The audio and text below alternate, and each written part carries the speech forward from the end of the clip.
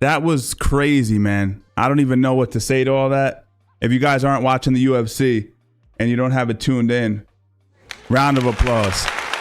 Trump came in there. He had Elon behind him. He had Dana leading the way. I think I saw Tulsi Gabbard there. The whole crew was there. His child, one of his kids, Eric, I think his name is. And the crowd just popped. The crowd popped like I've never heard before. Yo, Foundations Baseball, welcome, man. Yeah, someone gifted, I think it was Tobias gifted you last night when we were live. But yeah, man, crazy pop. There was a moment where Trump is giving Joe Rogan a hug, Cormier, John Anik, and it's just dead quiet. Like there's no sound at all, and we're all just watching this. Like only Trump can get away with that, where they literally stopped broadcasting. It was so crazy. It did feel monumental. I think it was Anik who said it. He was going, it was Rogan. He was saying the pop is always crazy when Trump comes in the building, but it's the fact that he just won in dominating fashion that really just added to that whole, the energy in the building was just crazy. Hope everyone's doing well. We have a pretty fun card tonight. I think the first two cards are a little bit of a stinker. I'm sorry, the first two fights rather a little bit meh. But we got three good ones. At the very least, we got three good ones. We got some solid Trump supporters in here, I could see. Yeah, so who do we have first? We have two guys. Let me be completely frank with you guys here. We have two guys fighting in the opening matchup that I don't even know. I'm going to be 100%. Actually, I've seen Mauricio Ruffy fight. He's actually really talented. Okay, switch this up for you guys. This is the first fight of the card. We got Mauricio Ruffy taking on James Llontop. James Llontop, to me, I don't really know. Who? Don't really know him, man. Mauricio Ruffy, on the other hand, we've seen him get down at least once, and I remember being impressed. So I'm leading Mauricio Ruffy based purely on the fact that James Llontop, not sure who he is. Let me be completely frank. So yeah, that's how I'm seeing it. Hey, what's up, Mike? Who else we got? Let's scroll up real quick. We got the ladies holding it down. I actually think this should be a fun fight. Usually a little bit critical of the female fighters, and the fights can be a little bit boring. But these two should go out there and give it hell. And then we got these three bangers coming up. Bo Nickal, Paul Craig. That's intriguing for a variety of reasons. I want to see how their grappling games match up. And then we got two good fights. One banger with Charles Oliveira versus Michael Chandler. And then the main event, is more of a situation where old heads kind of getting it on. But there's questions that need to be answered. Jon Jones, is he going to do better now that he's cut weight and he got some of the rust off in his previous fight against Gane? How's Stipe going to look? He hasn't fought since 2021. He got knocked out in his last fight. It seems like he has 1 foot out of the game, 1 foot on a banana peel. Not too sure how passionate he is about the sport right now, but that's all speculation. But either way, we're excited about the fight. We should be getting it on soon. 10 is the main card. Yeah, the main card starting now. Yep. How are you guys feeling? How are you guys feeling about the fights? Drop it in the comment chat. Get active. Give your opinions. Talk shit to each other. Talk shit to each other. So yeah, like I said, man, not crazy. I'm just happy that there's another fight card in New York City, in New York. If you guys aren't aware, I'm a New Yorker. I'm in New York. It's cool, man. Madison Square Garden, it's just legendary. It was cool also to see the weigh-ins. The ceremonial weigh-ins took place, and they managed to get a hold of the same scale that they used for, I believe it was Ali versus Frazier, the first fight in the Garden, which is crazy. They took it out of the museum to use it. Don't know if that was necessary, to be 100% honest, but it was cool nevertheless. We got John Anik right now just selling us on the fight. How do you guys feel about the main event? We'll get into it later on. We got 3 hours on live stream, so we'll have plenty of time to talk shit. But how do you guys feel about the main fight? Do you guys feel like it's a waste of time? Two guys past their prime. Jon Jones is ducking Aspinall. So, people have their opinions on Jon and on the fight. But the fact is he's never lost, He's He's never lost. So that's for me interesting. Yeah, so for me, I'm leaning Bo. If you guys aren't aware, if you're not members on the channel, you should become a member. It's $5. But if you're not, I gave my prediction of the whole card. I will get into it as the fight plays forward. I won't give my in-depth breakdown until the fight's coming up. So stick around for that. Jon Jones is going to smash. We'll see, man. We'll see. It's going to be good, nevertheless. I think it's going to be a good fight. Cormier's opinion on the fight is valid, is the most valid to me. He's a guy who's been in the cage with both guys a number of times. Both guys multiple times. So his opinion is obviously going to carry a lot of weight. He feels like Stipe Miocic is not the guy you should be underestimating. And the odds, I don't know what the odds are, but they're saying, listen, he's saying, listen, you got to give Miocic his respect. He's very tough. He's mentally tough. And he's very physically strong. He was also saying this is the first real heavyweight fight he's ever had. I don't know what Cormier means by that when he says that. When he says that this is Jon Jones' first official pro fight. I feel like Gon is a pretty big guy. So I don't know what he's saying when he says that. Maybe he's trying to allude to just the strength factor, or I don't know. I don't know what he means by that, but it's interesting to hear his input nevertheless. That's a good question. Age doesn't matter as much at heavyweight. You'll often notice that heavyweight fighters can fight much longer into their career because it's less reliant on not necessarily fast twitch, but reaction time, right? They're sludgier, slower matches that enable you to fight longer into your career. You're not going to see a 135 pounder who's 45 years old doing well. At least it's not common. James Cherry. So last night we talked about it before we went off. We were live for the Mike Tyson fight versus Jake Paul. A lot of people, and that's why I put out a poll today to see what the general consensus was around whether or not it was rigged. Did Jake Paul go easy on him or what? And honestly, I don't feel as if it was rigged. I don't. And there's a bunch of exchanges that happened where Paul was ripping uppercuts. He was trying to take Tyson's head off. Hard overhand rights. Any one of those would have landed, they would have knocked him out. He's knocked people out with those punches previously. He did land a few. The issue is Tyson didn't go anywhere. Tyson's neck isn't as big as it was in '89. It's still big enough to bear the brunt of Jake Paul's punches. I was very impressed with that. People are critical of Tyson. I was actually talking, I don't know if he's in the audience right now, Jared Gordon, the UFC. I was telling him, I don't understand why people are so surprised by the outcome or so hypercritical of Mike Tyson. Even Terrence Crawford. I got in Terrence Crawford's comments, which I never do. I'm a huge Terrence Crawford fan. And he was really disrespectful to Tyson. Dude, he's 58 years old. He spent most of his life in the last few decades smoking weed, doing shrooms, eating great food with no passion for the sport. The passion for boxing has been gone since 93 for Tyson. Give the guy a fucking break. He's fighting in 2024. I thought he did phenomenal. Regardless of the pay he got, God bless him, make the money. But just to step in there, 58. He also had 8 blood transfusions in June. He leaked that information. People didn't know that. I didn't know that. He was sick. He was not doing well. All the reason for him not to fight. All the reason for Mike to say, you know what, this isn't even worth it at 58. And he still showed up. So again, if you guys think it was fixed, I'm not going to sit here and argue with you. You're entitled to your opinion. And maybe you're right. Maybe it really was fixed. And I got to go back and rewatch it. But the instinct that I had was that it was an actual legit fight. That's the vibe out. Drop in the comments if you disagree. I mean, I can be wrong. I have a whole perspective of it, guys, about Paul. The last 10 seconds, how he started bowing as a sort of segue into the post-fight press conference where he didn't want to put him out. All that stuff, I think, was all a cop-out.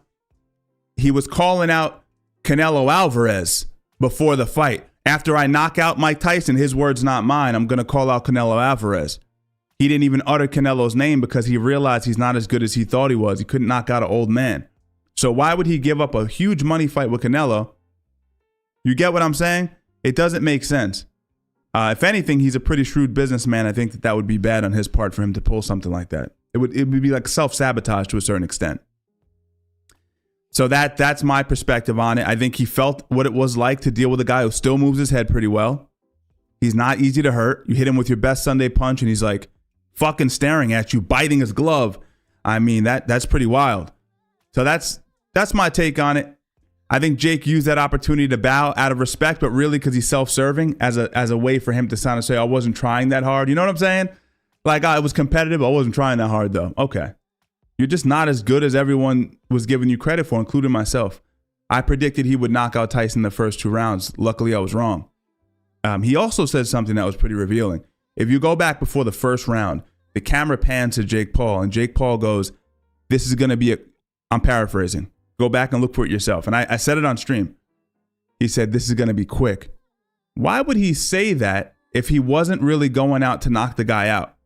It doesn't reflect good on his brand. So for all the rig talk, I'm not with it. Shout out Mike Tyson. Round of applause, Mike Tyson, real quick. Round of applause, Mike Tyson, real quick. I'm saying you got to look at it through the lens of marketing and through what we do, content creation and garnering attention. And it doesn't add up. It doesn't add up. It doesn't add up. But he's smart. I'll bow to him and show respect. And then Logan Paul at the end saying, I'll fucking kill you to Mike Tyson. Just so disrespectful. So that whole family is crazy. The dad weirds me out. The whole family makes me grossly uncomfortable. He runs into the ring, the dad, and he grabs Mike Tyson. He's like hugging Mike Tyson. Mike just fought 8 rounds with a kid. He's having like flashbacks to 84. And then, what's his name? Greg Paul or whatever his name is. Greg Paul is grabbing him by the collar. It's like, get the fuck off of Mike, please. Yeah. I don't know. I'm reading the chat right now. I'm waiting for the first fight to come on, guys. Frank Yeager in the crowd. Round of applause for Frank Yeager. Let's go. Yeah, it was crazy, dude. Trump coming in, Robert F. Kennedy, Tulsi Gabbard. It's just a crazy. Elon's here. I know that Vivek is there as well. When does Stipe vs. Jon start? Love the content. Hey Nate, thanks for the $1.99. It starts at around probably 12. I'm thinking somewhere around 12 o'clock.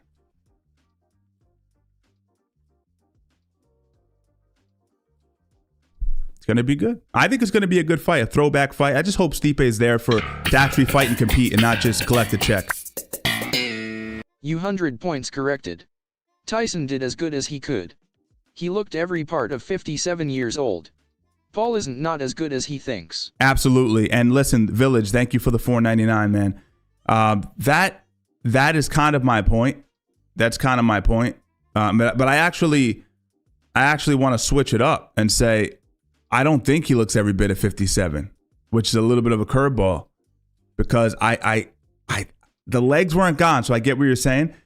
But what 57-year-old slipping on the outside using 45-degree angle blocks, taking shots on the mug, overhand rights that put MMA fighters and tough guys down. He ate the shit with a knee supporter on, 8 blood transfusions a few months back.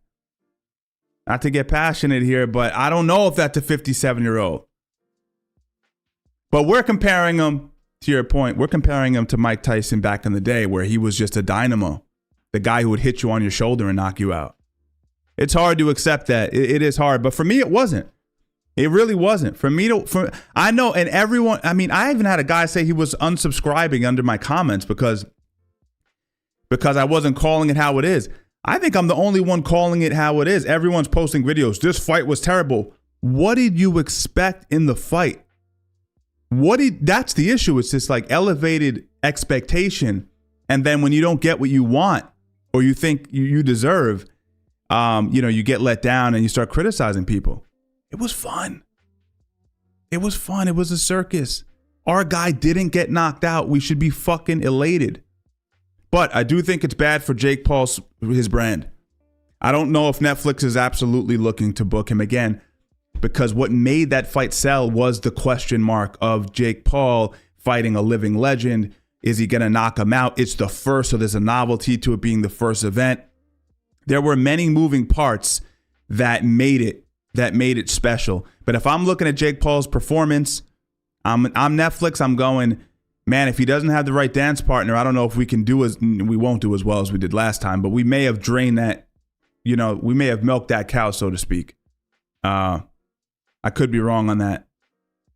But yeah, I'm just thinking who he could possibly fight that would actually garner that sort of attention. I think he was exposed a little bit in that fight.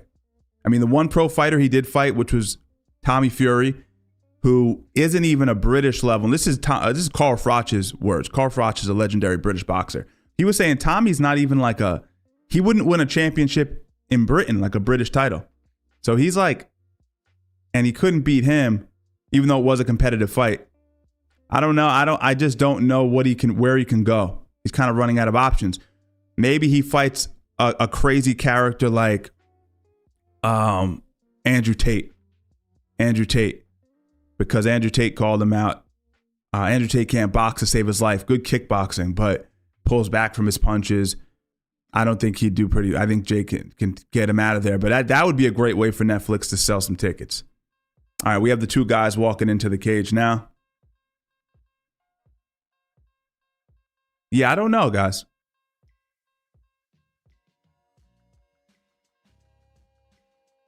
Yo, Butterbean. I just saw Butterbean. Butterbean is skinny now. I don't know if you guys are aware of that. Yeah, Netflix had some buffering issues. It was terrible, but they had 11 million people streaming. Between 8 and 11 million people. So can you imagine the work that platform had to? Yeah, I don't even know. Like the bandwidth. I mean, pretty crazy. So they did pretty well, all things considered. But yeah, my stream was good for a while, and then everyone in the chat was just like, "This is terrible. This is terrible." Then my thing started messing up. Tyson with a year of defense wrestling training in his prime vs. Rickson in his prime with MMA gloves. Yo, Fred, thanks for the 5, man. Fred has a gym out in Seattle. You guys may want to go out there. Henzo Gracie, Seattle. Tyson with a year of defense wrestling training in his prime versus Rickson. A year ain't long enough with Rickson. A year ain't long enough. A year ain't long enough with Rickson. Because Rickson's ability to close distance, hard to hit clean, very weird approaching, long arms, long lead kick, will willingly fall to his back. I'd lean Rickson. No time limit, I'd lean Rickson. 3 5s? Maybe Tyson. Maybe Tyson. All right, we got Ruffy coming into the cage now. So let's see. Yo, energetic, man, with the 7 months. Round of applause. Because you're getting paid, bitch. Let's go. I don't know why I didn't read that out, but we live in a world where people admire Jake's victory over a disheveled 60-year-old legend, and it's thanks to the current state of boxing. That's a really good point. I see a lot of Jake worshiping, and it was a genius move for him to play the bowing thing. It was genius. It was genius. It's just, but it's all sociopathy and I don't like the word, but narcissism, to be that self-obsessed, to be able to think that way and behave that way. And I don't know. I'm saying, I'm going to use my platform to bolster and support the legends of the sport, and to the true fighters, the people that are going out there that don't have millions of dollars to invest in themselves. And not that that's Jake's fault. Jake is using the money he made off of getting attention. But no, yeah, he's getting a lot of praise on Twitter. I spent a lot of time on X despite having a very small following. I actually consume a lot of content on there. And yeah, I'm reading the comments and everyone's really high on Jake. It was so cool how you held your punch. It's what? He was whipping uppercuts trying to kill an elderly man. What the hell are you guys talking about? As a matter of fact, one of my moderators left a video in the Discord. The link to the Discord is in the chat if you guys want to join. And I didn't watch it yet, but it's something about, I don't want to say sex trafficking that Paul's implicated with. Might want to check that video out. It's in the Discord. Check. I think it's in fighting or internet drama, one of the categories. Mario. Yo, Mario, what's up, man? I don't know if that's Mario Lopez, my former student. If it is, what's up, man? All right, we got Mauricio Ruffy getting ready to go against James Llontop. I mean, this is a easy matchup according to the betting odds, right? We got a guy who's a minus 900 here.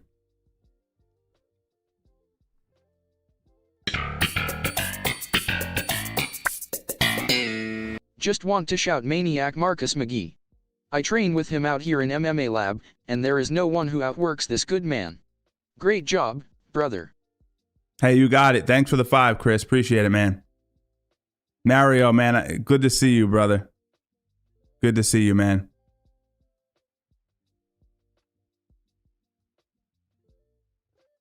Wizard says he has to go. He's not even talking UFC. He's talking sex trafficking. That is a good point. All right, we got the first fight, though, coming up right now. First fight's coming up right now. If we're going by the odds, it seems as if Ruffy is just going to blow straight through him. Let me just close this up here real quick.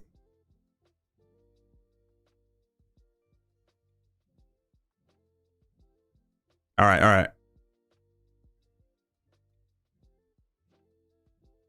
Llontop's just happy to be there, man. Llontop is just happy to be there.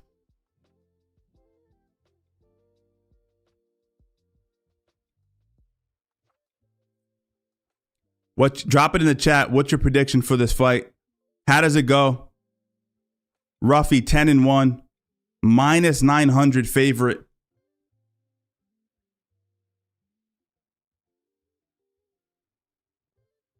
You got to assume, man, if he's minus 900, he's likely going to run straight through this guy.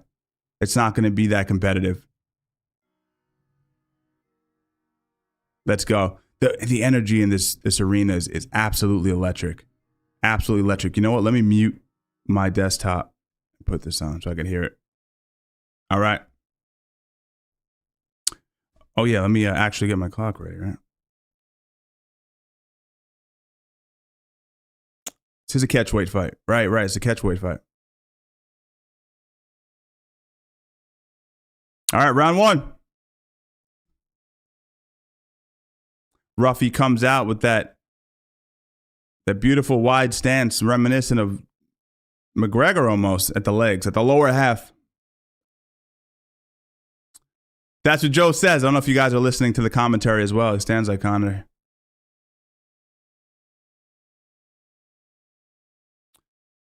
You can tell Llontop is a little bit weary at range. He looks a little uncertain. I mean, and for good reason. I mean, he's standing in front of a guy that's very aggressive. Yeah. Ooh, nice counter right hand by Llontop over the top of the lead arm.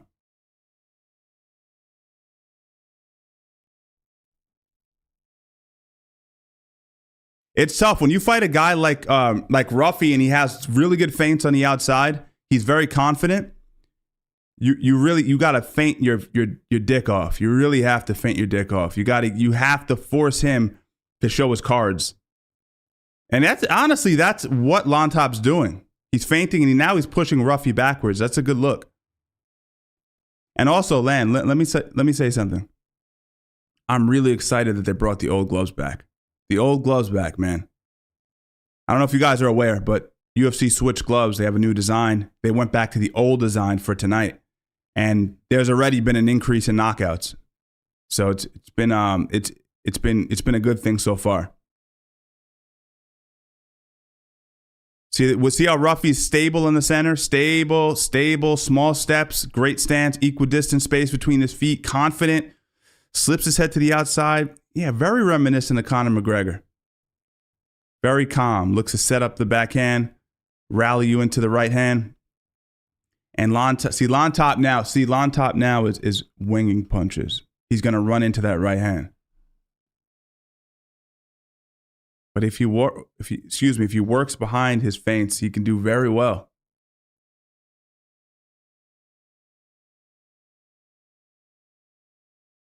Pedestrian first round though, nothing to really even commentate. Both guys still trying to figure out the range and get into some sort of rhythm that's going to be functional for the fight. Big overhand right by Llontop. Nice body shot by Llontop. Look at Llontop. Unassuming. Not someone that you would really, not to judge him on his body. We can't control our genetics to a certain extent, but I'm looking at him, a little jiggle. It is a catch weight fight, but he doesn't look incredible. But those are the toughest guys, man. Sometimes a guy comes in looking like a refrigerator, just boxy all over, Roblox build, and excuse me, and all of a sudden, they do really well. They have great cardio.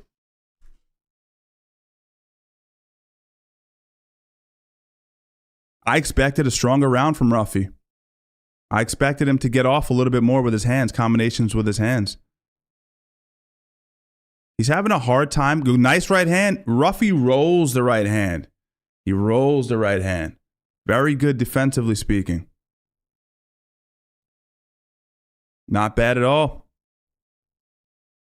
Oh, beautiful. Slips to the inside. Chambers the left hook by Ruffy. But doesn't land clean. Llontop takes it well.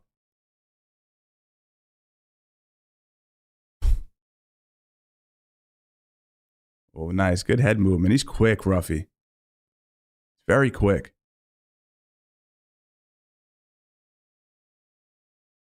Really diametrically opposed styles. Llontop is, what would you say? Llontop is clumsy, kind of slow twitch. Ruffy, fast twitch, very precise. That style, by the way, the Ruffy style, the McGregor style, can actually be a hindrance because he relies on perfect punch placement and timing, and when those opportunities don't present themselves, he just lands a perfect right hand as I'm talking. Oh, and that was beautiful. He throws like a helicopter kick and gets hammer fisted in the back of his head for his efforts. 20 seconds left. What I was saying, nice up elbow, is sometimes they can wait too long. They get stuck in the mirror because they're looking for that perfect shot to put their opponent out, and when it doesn't come, they can get behind the clock a little bit. Beautiful spinning back kick to the abductor. Beautiful movement by Ruffy. Defensively, he uses his feet to reposition his back to the center. Ruffy's really good. This is a guy that's going to be tough to beat because if you don't have attributes on him, which obviously Llontop doesn't, you have to match him technique for technique, which is not going to happen. All right, that was a solid first round. Both guys just feeling out where they belong in the fight. What do you guys got? Who do you guys got in the first round? It was close. It was competitive. I think Ruffy stole it with that right hand. It rocked Llontop. He fell back a bit. Second round, guys. We're getting ready to go into the second round.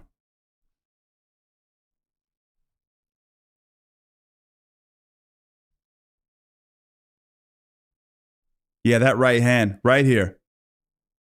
Over the top, Llontop's ears wiggle, fell back. Brutal. Strong right hand.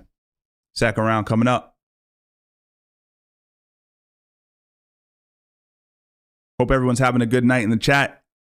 We're back, man. 2 streams in a row. It's been a while since we streamed, period, to get 2 in a row. I said this is the weekend of the old fighters. 2 older gentlemen scrapping. Second round, guys, Ruffy versus Llontop. Llontop doing what he has to do. He has to push Ruffy back, start to establish ring generalship, cage control, feints, more feints. When you think you're feigning enough, feint more. Start to draw out those strikes from Ruffy. And combinations in volume. Ruffy is not a volume striker. You want to use volume against a guy like Ruffy.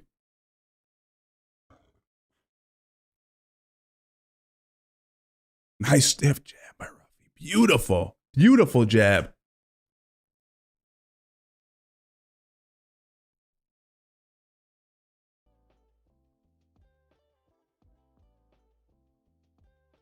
All right. Llontop is unfazed. I didn't expect this fight to be as even as it is. And it just goes to show you, sometimes Vegas gets it wrong. They have Ruffy as a minus 900. And he doesn't look like a minus 900. This is a fairly evenly contested fight up until this point. It's not a blowout.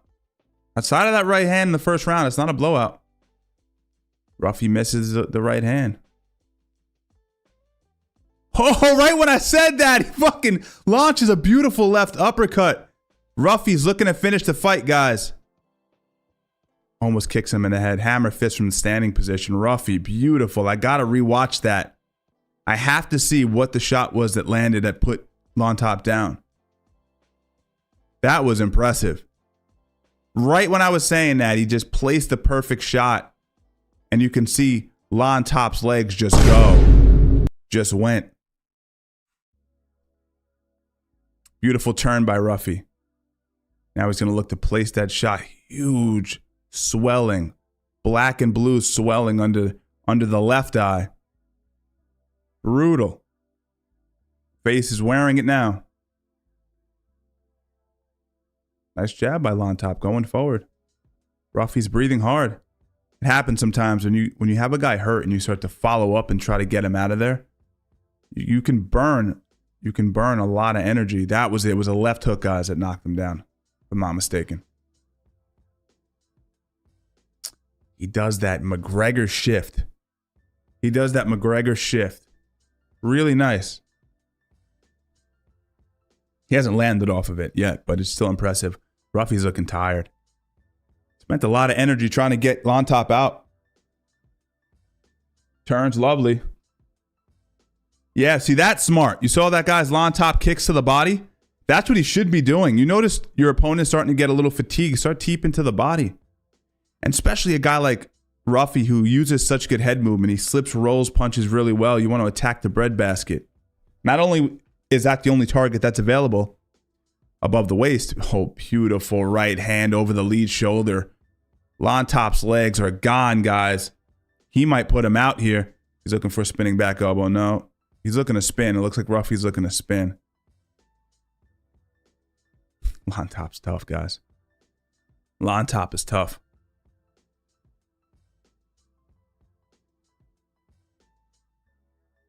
Nice left hand to the body.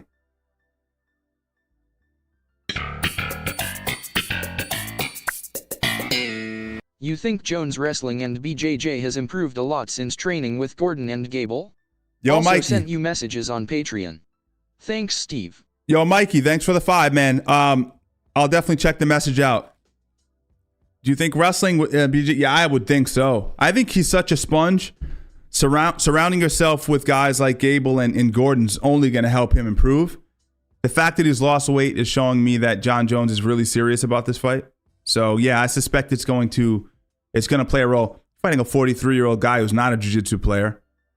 He is a Division I wrestler, Stipe is. But, yeah, I'm excited to see how that plays out. I think if he does get top position, we'll start to see Darce's. I saw him working some things with Gordon that I think people not be surprised. He's always been good at finishing people. I just think he'll be more efficient.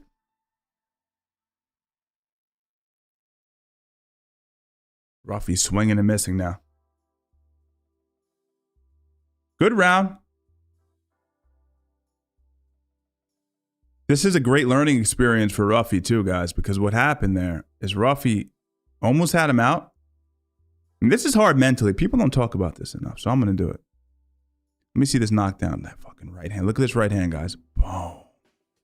Beautiful. Hit him with that. Beautiful.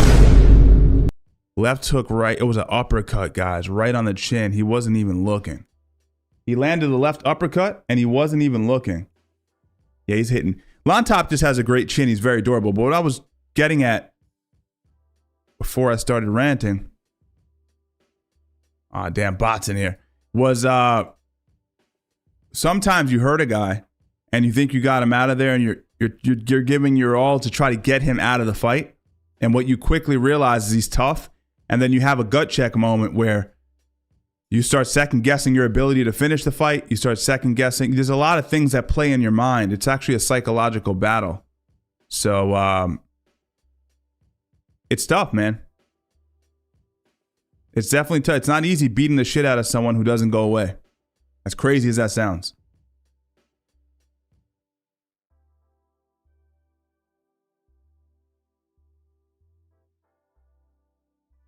Guys, getting ready. Final round.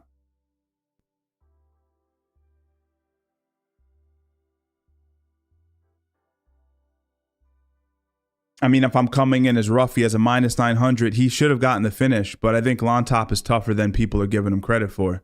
Hence the reason he's still here.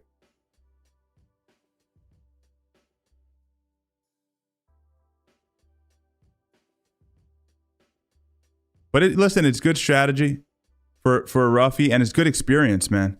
This doesn't hurt. It doesn't hurt beating the living out of somebody. Having to realize that maybe some guys are just not going to go away. Nice job by Llontop. Doesn't look like he has the ability to finish in on this takedown, though.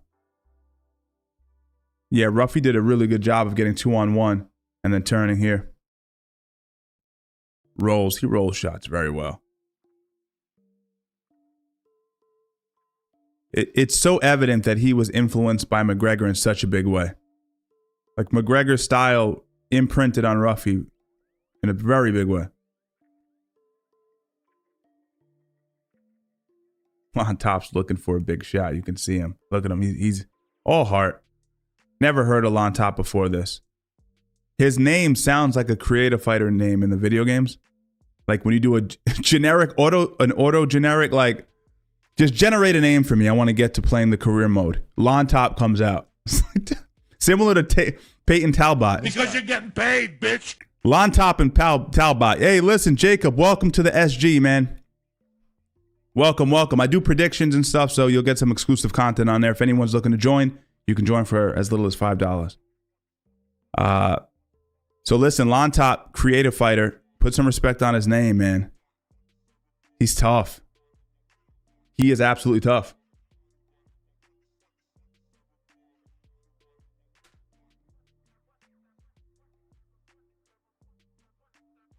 Not the most gifted physically, you know?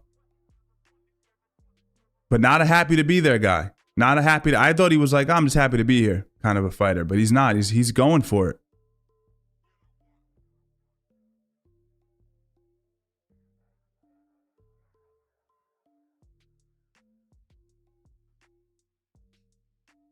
Hard. Low kick by Llontop. He's walking Ruffy down. He just hasn't been able to corral him. What we mean by that, right? If you've never trained or whatnot. When a guy circles to a nice check left hook by Ruffy as he circles, you have a guy, beautiful overhand right. Ruffy is landing right now, guys. Anyway, when you have a guy circling to his left, you want to cut him off by stepping to your right, and you want to use typically strikes on the right half of your body to corral him in. You want to slowly shrink the real estate. Nice single leg here. He's not gonna be able to get the takedown. But with a guy who's very dynamic with his footwork, like Ruffy is, you want to corral him in. You want to shrink the real estate in which he operates. And again, you do that by lateral steps and slowly closing the distance when it permits. And that wears down a fleet of foot fighter like Ruffy. This wears him down psychologically. You can't follow him. You got to fight that instinct to follow him. Llontop's doing pretty good. Llontop's doing pretty good. I'm not mad at Llontop. He's doing pretty well. Drop in the chat. Who's watching the fight right now? Who's watching the fight right now? I wasn't excited about this fight. Don't really know these two guys. No actual emotional investment in the fight. Don't have much going in the next fight either between the ladies. Nice roll. I love how he does that, though. Ruffy rolls shots really well. Mexican roll shots. He's very good at that. You guys can check out Canelo Alvarez and study his roll. He uses it really well in boxing. On top.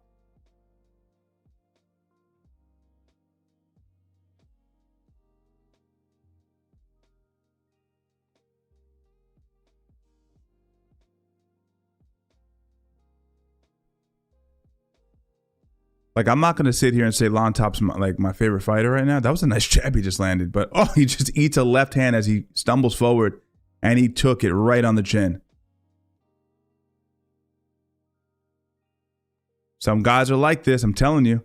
Some fighters are like Llontop. They're nightmares to fight. They don't have the best record. They're not impressive physically. They don't do anything really well. Fight's over. But man, they're just tough. They're tough. And there's a lot of guys like Llontop on the regional scene that they'll never even make it to the UFC. But they'd give a lot of guys in the UFC a pain in the ass. If you've been a part of MMA and the culture of MMA and fights, you know exactly what I'm talking about. It's that guy who has a terrible record. He's a little old. He's clumsy. But every fight he fights these younger technical guys, and he gives them a hard time. Llontop is like that. Reminds me of that anyway. That was a decent fight. But I don't know. Maybe my judgment's been off because I thought the Tyson fight was decent too, and people were getting at me for it. It was a terrible fight. Oh my God, we got Trump. Look at that. Look at that. Trump, Elon. You see that shot, guys? This right hand here, boom, hit him right under the eye, right on the cheekbone, instant swelling and bruising. That was so clean. He stutter stepped in, feinted the jab to the chest, and came over the top with the right hand. This was really beautiful. Left uppercut. He rotated his shoulders to the point where his back was exposed to his opponent. I mean, that's as clean of an overhand right as you can land, and Llontop didn't even blink. Check hook. Stop it. Ruffy, man. Ruffy's good, guys. Ruffy's good. Listen, there's some guys that are not going to go anywhere. You're going to hit them with your best Sunday punch, and they're still going to be standing there at the end of the fight. Great resolve by Ruffy. And it was that moment in the fight, guys, where he started going ape shit on James Llontop. Hit him with the hammer fist behind the head. Started really trying to kill him with the ground and pound. And you could see it attacks his nervous system. But he still came back. He came back from that space psychologically. That was impressive. That was real impressive. Who are they going to give it to? Who are they going to give it to?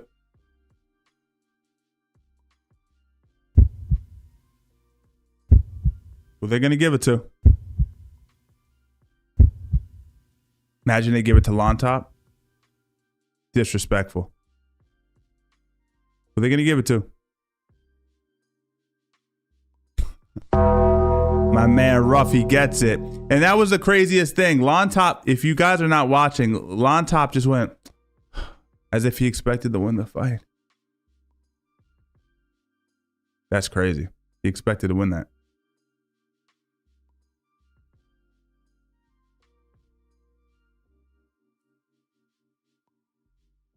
I'm not fluent in Portuguese, but I can do a pretty good impersonation of Brazilians.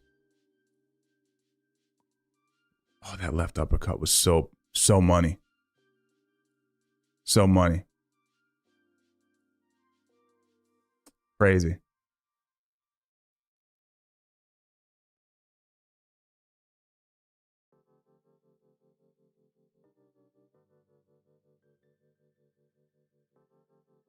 You know what, Mary? I think my Portuguese is getting a little weak. My Portuguese impersonations are getting a little bit weak. Let me think.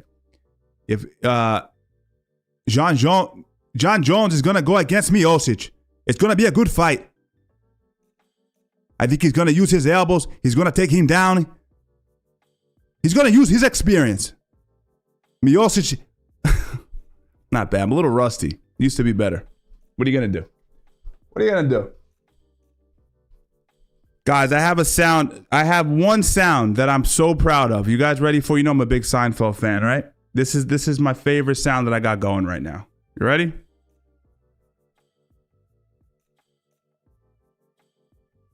You gonna play? Someone came in the mail today. These nuts, these nuts, ah! Got him! 12 years old. I'm 12 years old, man. Trapped in a 30-something vibe. Do you think GSP's karate background, managing distance, was one of the main reasons his wrestling was so good? Thoughts on fencing for MMA fighters? Yo, Fred, thanks for the 15, man. That's a solid question. I think it was useful for him. I think it was very useful for him. in that it enabled him to close distance very quickly off the back foot. And if we remember, his style was so reliant on reactionary shots. So for him, it worked really, really well. Yeah, I think it definitely helped him. That fleet of foot, point fighting style. You incorporate a level change, driving through guys. You can see the parallel there. I'm not too sure about fencing because you know what it is? I'm not saying don't add it. If I have like a young kid, I might add it. But if it's a guy who's like 22, 24, I probably wouldn't because there's only so much time in the day. Psychological energy. I'm sorry, psychological is the wrong term. Mental energy, physical energy. I would be very careful about how I divvied up a fighter's time. I think his time would be better spent training some of the core aspects of MMA. But if you got a young kid, that might be a good thing. I also think dancing, certain forms of dancing, if you have a young kid, is really useful for footwork. We see that with guys like Lomachenko. Not common, but definitely useful.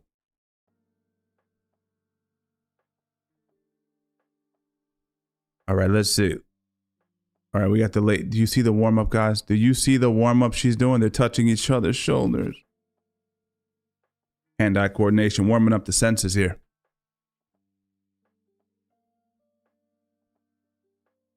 You guys see that I have, oh, the goal ended. That's weird. Oh, because I already got it. That's weird. How's that? That makes no sense. They got to figure out their goals. You see how I have this goal thing set, guys? For 10 super chats? But I'm getting them. They're not getting added. It's a new beta thing that they're testing with certain creators. So it hasn't really officially come out yet. You can see it in the chat. So that's really strange. I have to reach out to YouTube like, guys, I don't know what you're doing over there, but it's not working.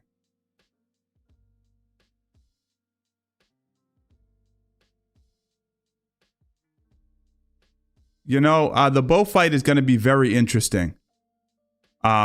But I've, in some of you guys who are fans of jiu-jitsu, maybe saw Bo go against Gordon Ryan. He's not easy to submit. He's not going to capitulate. He's not going to go to his back.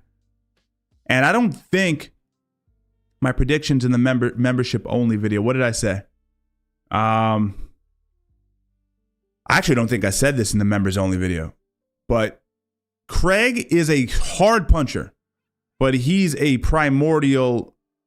primitive, boneheaded striker, meaning he plods forward, he wings hard shots, but there's no like elaborate setup. That doesn't work well against a guy who can wrestle as well as Bo. And I don't think Bo's going to be that submittable from the top position. What I said is I think it would be in good interest for Craig to use his leg locks, to really start entering legs, start looking to actually instigate leg locks.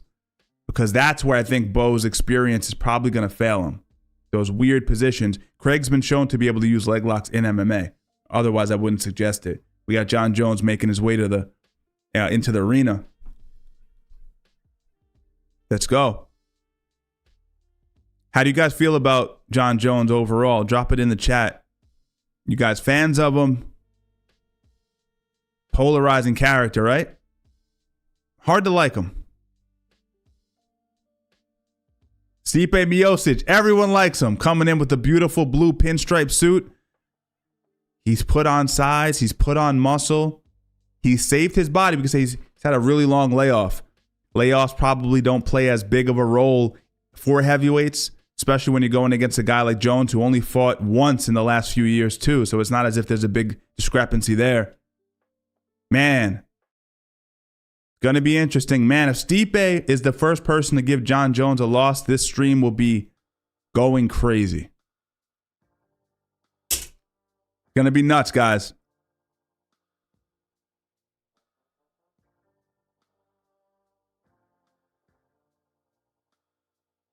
Yeah, I'm reading the chat here.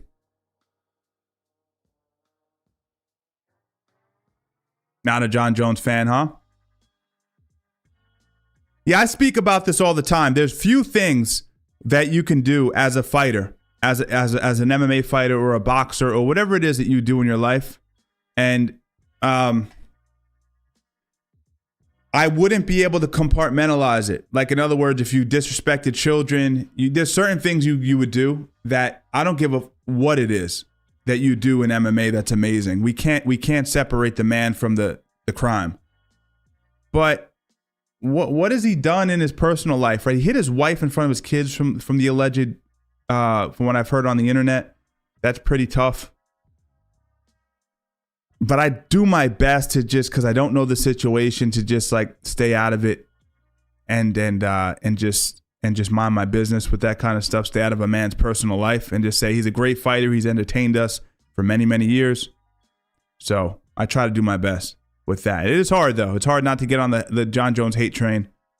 One of the craziest videos we have of Jon Jones, I don't know if you guys remember, but him in Vegas getting arrested for like the 12th time. And he just ricochets his head off the fucking front of the cop car. That's a guy with demons, man. That's got to be hard, too, to like have that public knowledge when you're such a famous person. Like every time I interact with someone, I'm knowing that they saw that video. I'm like, fuck. Like they're shaking my hand, taking a picture, but in the back of their mind, like, this guy was so high on drugs, he bashed his head off the cop car. You guys remember that? Yeah, he is a bad dude, man. There's no doubt. I mean, from all accounts, like, I don't know him. I've never met him, but yeah, the hit and run thing was pretty, that's diabolical. It was a long time ago. It was a long time ago. It's not that bad. It was a long time. We all did some things. We've all done some things. I mean, I haven't run over a pregnant woman hiding my weed pipe, whatever it is that he did. It's a lot. It's a lot of baggage. And that's why it's kind of surprising that Dana White is so finicky about who he gets behind, but he really supports Jon Jones, huh? He loves Jon Jones. What's that about? My man loves Jon Jones, and Jon Jones is such a brand risk. And UFC is a publicly traded company, right? Part of Endeavor or whatever. You would think that he would do, he's a great fighter, but, you know, let's get behind someone that maybe doesn't have such a crazy background. The ladies are getting in the cage now. How many of you guys are watching the fight right now? Drop it in the chat.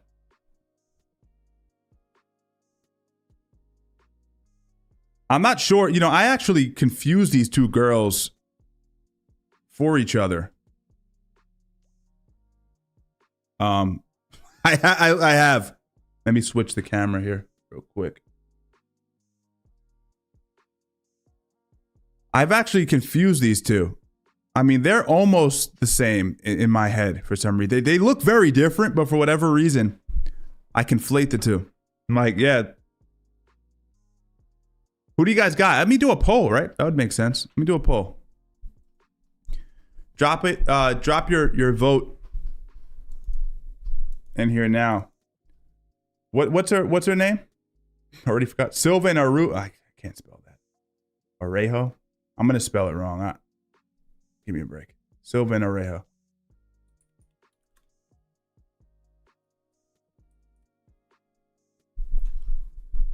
We got close enough, chat. I don't know how to spell their name. I'm not gonna lie.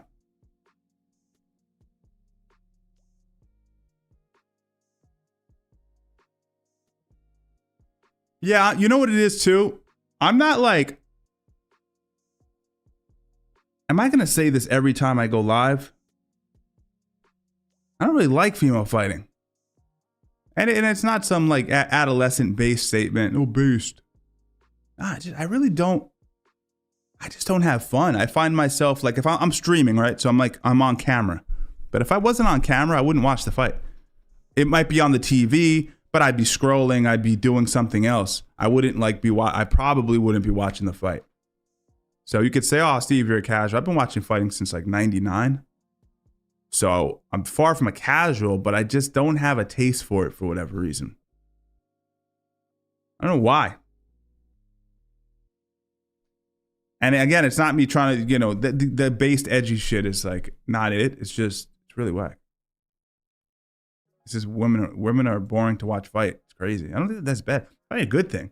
Like, cool. And it always bugs me out. Like, I don't really like, who wants to see women fight? It always surprises me when I see a woman like passionate about fighting. Especially if they're like in their late 30s. I go like, man, it's like, that's deep. It surprised me when a man wants to fight at a certain age. But when I see a woman doing it, I'm like, that's wild.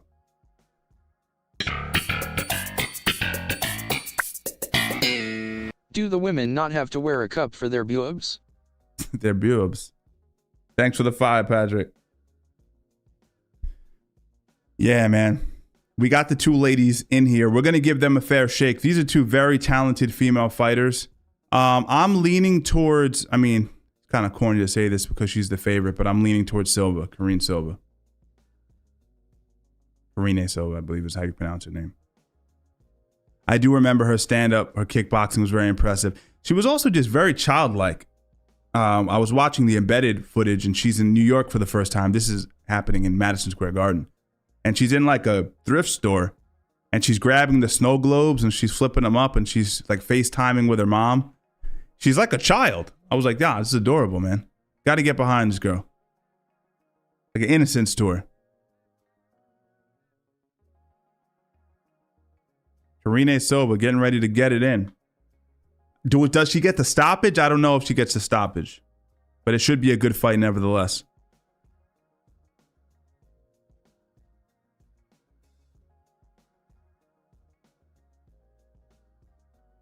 Oh, it was crazy, RY. That was a great fight, man.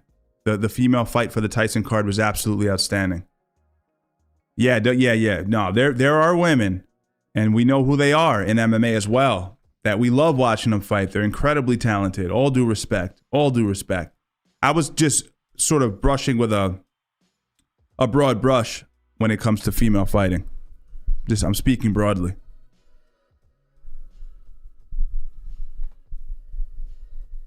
Guys, we're getting ready for the first round. Silva versus Araujo.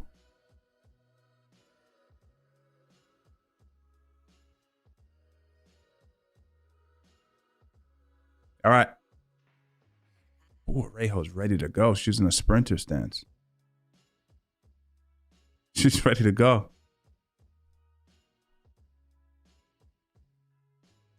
Silva, man, really good kickboxing. Come straight out, super composed, super relaxed. Just walking her down.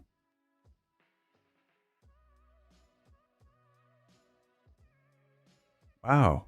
Didn't expect her to close the distance like that. Looking to almost clinch. Look for like a double overhook.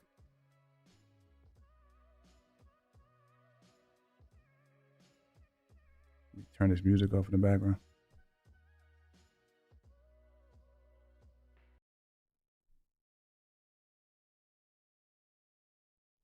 Measured pace. Araujo on the back foot. 1-2 combination up top by Araujo, circling the lining of the fence. Silva trying to clinch, which is peculiar to me. I'm not really sure what she's trying to achieve. Maybe she feels something out there that we can't really see. Sometimes when you're in front of somebody and you're moving around, they don't even hit you, but you feel a sense of certain confidence that your opponent has that affects your judgment. Maybe that's happening with Silva. I'm not too sure, but I know she has great stand-up, so I'm a little surprised she's looking to close the distance. Unless Araujo has a huge deficit in the clinch that I'm not aware of. And maybe Silva's looking to exploit that early on. That could be it.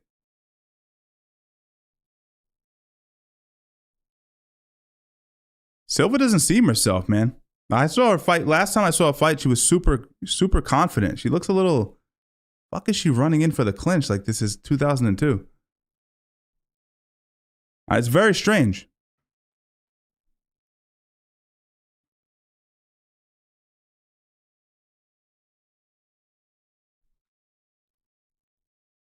Araujo, man, moving very well. Beautiful footwork. And I love how she checks the outside low kick. She's very skilled with that, man. It's not a lift. It's a slight pivot of the knee. A 45-degree pivot of the knee meets shin to shin. Stops that calf kick. Silva, man, just... Maybe I'm looking too much into it. She doesn't look confident, though. Even though she's going forward, she looks awkward. There you go. Good combination there. Eats an uppercut for her efforts there. Inside low kick by Silva. Walking. Slow jab. She keeps slipping her head out to the right as she jabs, which isn't always bad, but it's a little bit risky when your opponent can switch high kick you. It's not boxing. So she has to be careful with that. Diverting her head so far off the center line that she's putting herself at risk for a high kick. Hopefully she gets her second wind. I don't know. Beautiful pump fake there by Araujo. Little pump fake, lands the right hand, throws it. I don't know if she landed it. She threw it, though. Yeah, she looks dialed in. She just rolled the shot. Her footwork is a determining difference that I'm seeing between the two. Silva has a more of a kickboxing-centric footwork style. Not to say that it's not an intelligent way of moving your feet, but it's not as multi-dimensional. So you see Araujo, she's using lateral movement. She's pivoting off her lead foot. She's shuffling side to side. See that? Beautiful. Side to side locomotion makes it really difficult for your opponent to get a read on you and to start their offense. Silva can't start her offense because every time she plants her feet to strike, Araujo's on an angle. Really clean stand up. Silva looked for a double a minute ago. I glossed over it. She looked for a double. She shot to her knee, which is not really smart unless you're, Hazmat. Not smart to be doing that. And she shot from really far out without setting it up with her strikes. So, nice left hook there. She does land something on Araujo. Eventually, she lands something. She has to get aggressive. What she's doing now is what she has to do. Keep cutting the cage off and get super aggressive with her punch combinations and get her volume up. Because Araujo is not... She's looking to win on points. So when you identify that in your opponent, you have to start disrespecting the distance. She rocks Araujo. She rocks Araujo, lands a right hand. Fuck, man. Silva finally gets to that vaunted Thai plum that she was looking for this whole time. She finally gets the clinch. She didn't dig the underhook when she could have, though. She went Thai plum, and when her opponent escaped, she didn't dig the underhook in. What are you going to do? Silva, though, landed the best strike in the fight so far. I don't know if it's enough to give her the first round. It might be. It might be. Another right hand. Oh, man. Silva starting to hurt Araujo. Araujo bleeding in the mouth. Now, you can see why Araujo was point fighting and on the back foot that whole time, because Silva has some serious power for that weight class. That's it. I'm giving the round to Silva. That was a pretty clean combination at the end of the fight. Let's go.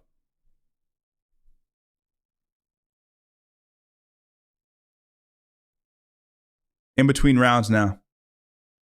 Hope you guys are enjoying the fights. I mean, no huge name value so far. We have Bo Nickal coming up next. That should be fun. We have that Bo Nickal coming up next. And then we have the two bangers, which we're looking forward to. The Oliveira fight's going to be dynamic. That's going to be super fun. And then obviously Jon Jones taking the cage after that. Yeah, I think you're right, Mary. I think you're right. Shout out to the members here, man. We got Energetic in the crib. We got Tobias. We got everybody. Shout out Ashtray. He's not a member, but he is a moderator. Anyone else in here I missed? Shout out you guys. Get ready for the second round.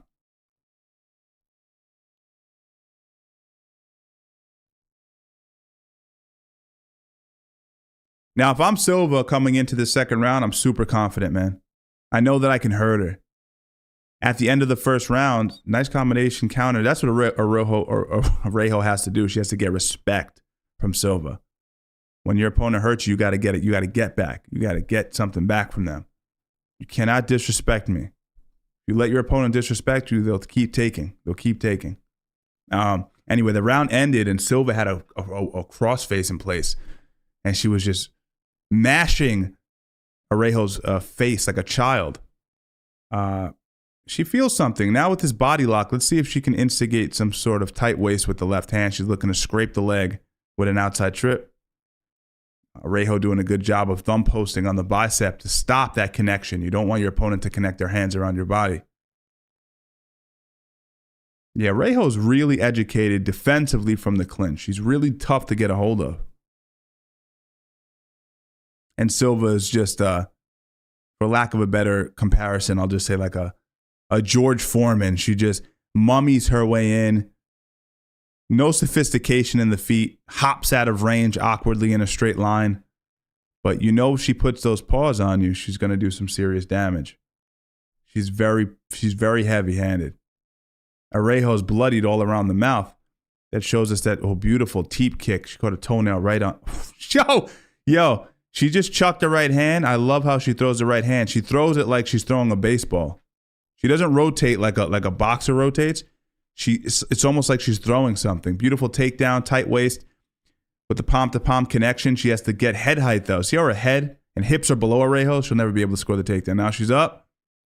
Head up, hips in. Head up, hips in. Close. Close. Close. Good round so far by both of these ladies. They're really putting it out. She went for the double, the takedown again, but off the body lock, but she's not able to get a good connection. Inside trip, and she gets it. Silva does. Silva's now on top in the closed guard. She now has to get inside control with her right hand and get that. There we go. And she has to make a decision what she's going to do with that butterfly hook. She's either going to step over that knee and squash that leg, or she's going to clear it and go to closed guard. There we go. We're in the closed guard now. Not a bad position to be in. But watch the armbar. Beautiful hips by Araujo. Excellent job. Now she has to focus on untying the knot. You see that? See that long arm? This gets so detailed. Might not be great for live streaming, but there's a lot of technical things that she could be doing to. Beautiful. Almost has the arm lock. She has the arm lock. This is over. No. Good job by Silva making her body parallel. When you make your body parallel defensively, it takes away a lot of the leverage. And she does. Now she's in cross side on top. Great defense. Wow. Phenomenal defense. She's going for a darce now. But Araujo's good on the ground. She knows it, and she ties up her right arm with her two legs. Vertical elbows are allowed now. 12-6 elbows. I'd like to see some of these. I wouldn't mind seeing Silva get busy with some 12-6 elbows right about now. She's going to get the darce. She has it. It's sunken in. That's tight. That's an old school darce setup. That's 1980s, 1970s probably soon before that. You got to be confident in your darce to do what she just did and to give up top position. She has to roll underneath. She might get it. She walks her hips in. She might get this. She might get this, guys. Nah. It's not deep enough. She lost the elbow connection. Good job, Araujo on top now. I thought it was a fool's game to give up top position. In MMA, man, never give up top position. Unless it's the end of the fight, like the last few seconds of a round and you're going for a submission. Otherwise, don't do it, because now you have a situation where your opponent's on top with a possible Kimura and armbar option. Not to mention the optics, right? Because the judges are watching this and they're going, the last thing I remember in the second round was Araujo sitting on your head with a possible Kimura, right? So, low IQ move for Silva, in my opinion. I'm still going to give it to her. She scored the takedown. She got the closest submission. So I'd still give it to Silva in that round. So I got her up 2-0 going into the third.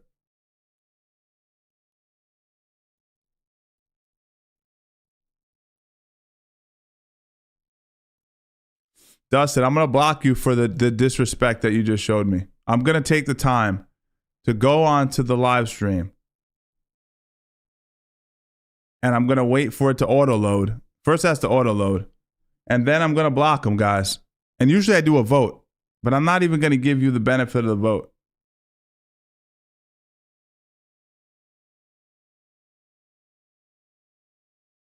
What do you think? Should I block them or should I let them live? I haven't blocked people in a really long time, man.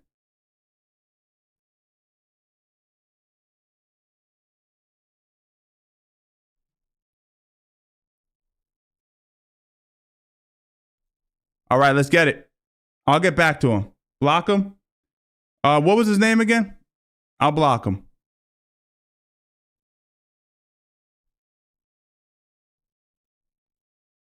Oh, yeah, I could do it here. What am I even doing? What was his name? You have a 1-1, Mario? Beautiful body lock here by Silva. I like to block people from time to time publicly. Nice takedown. Beautiful job. Good exchange here because it keeps everyone honest. It keeps the room respectful and honest. And you got to be critical. You got to be critical, but be specific. Look at this. Oh, man, enter Crossashi. Imagine she enters Crossashi.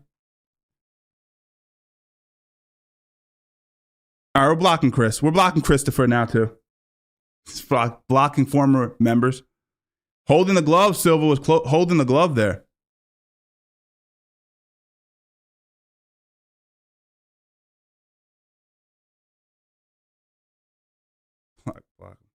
I gotta find you now, man. It's gonna be it's gonna take me a while. I like to do it. I apologize, man. You're just cannon fodder at this point.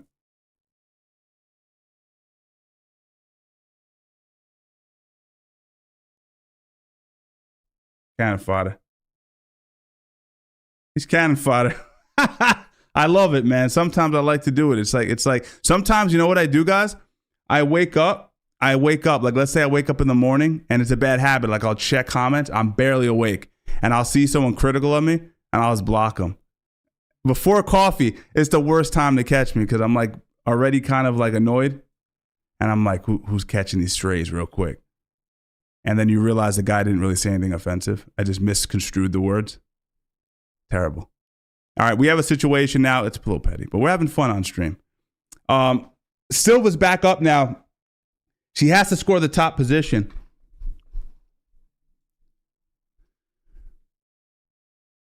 And I think she can if she can get back to that body lock. Some of you guys scored this, 1-1? So it's pretty damn close.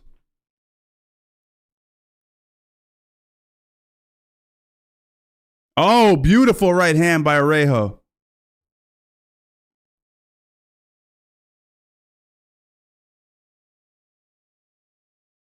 Excellent exchange here.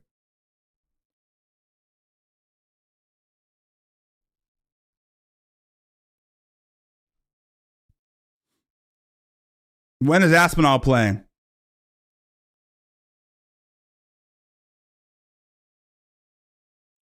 She's getting a little sloppy. Oh, back on her back. She's back on her back. And I think she's just fatigued. She pushed a really hard pace the first 2 rounds, and it was a grappling intensive approach to the fight, which is more taxing typically, rather.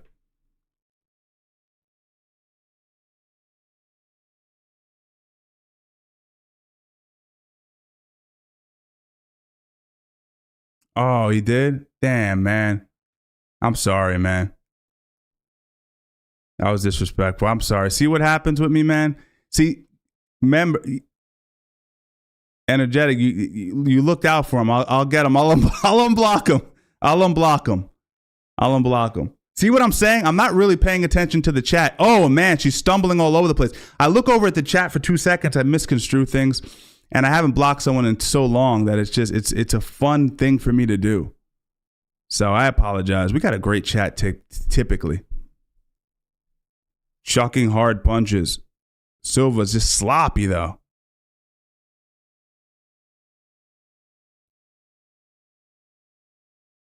Oh, you got him? All right, cool.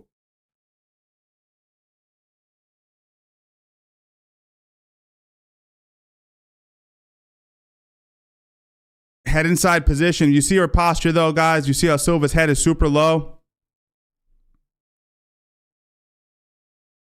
Pop the hips. Head up. Oh, gotta get that head up, man.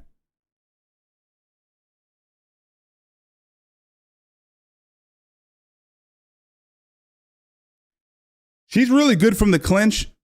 She just allows her head to get drawn down. Again, she's on her back. I'm giving Araujo this round. I don't know if you guys are seeing the same fight I'm seeing. So if this is a 1-1 situation, we have Araujo taking the fight. I'm not sure. I have Silva up on 2. I think Silva just fell apart at the end. That would be an upset. She was the favorite going in, so sheesh, man. Solid fight though, nevertheless.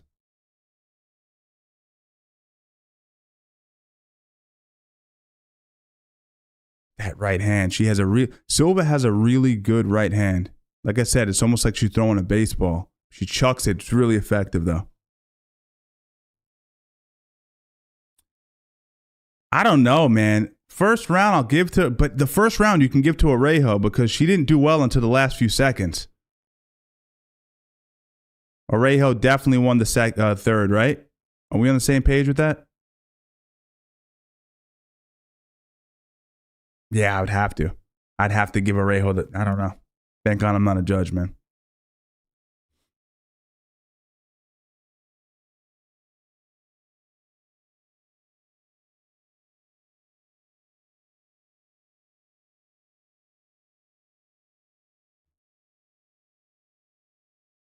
Solid competition. Yeah, round 1 was very close. It's really difficult to it's my stream is behind? No way it is.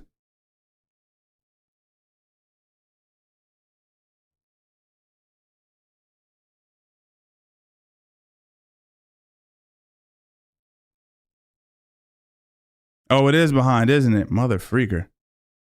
How far behind was it, guys? Chuck Liddell in the crowd. Round of applause for Chuck Liddell.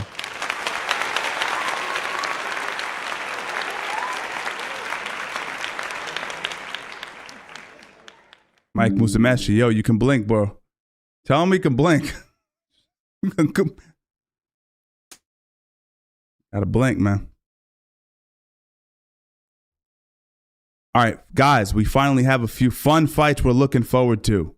Let me let me get a new poll up for everybody that's in the chat.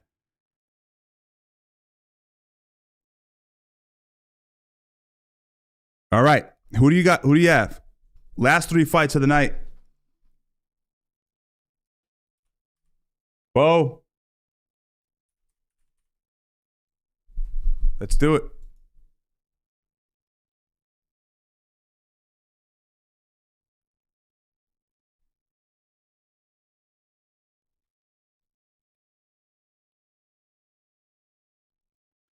Yeah, I fixed it, guys. I fixed it. Yeah, what sometimes happens is you have to hit the live button on the actual ESPN app. And if what I'm doing is I'm opening OBS, I'm jumping back to the stream, and sometimes it lags if you don't hit the live button. It's just a weird like logistical thing.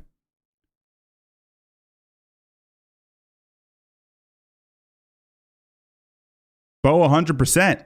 How do you think the fight goes down, guys? Let's be specific. What do you think's going to actually happen? How does the fight play out? How does Bo get the win? If you think Bo is going to win the fight, how does he actually win the fight?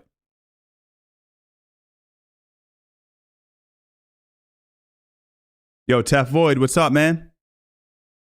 Me and Void having those wars on UFC 5. You're the Void that I fight on UFC 5, correct?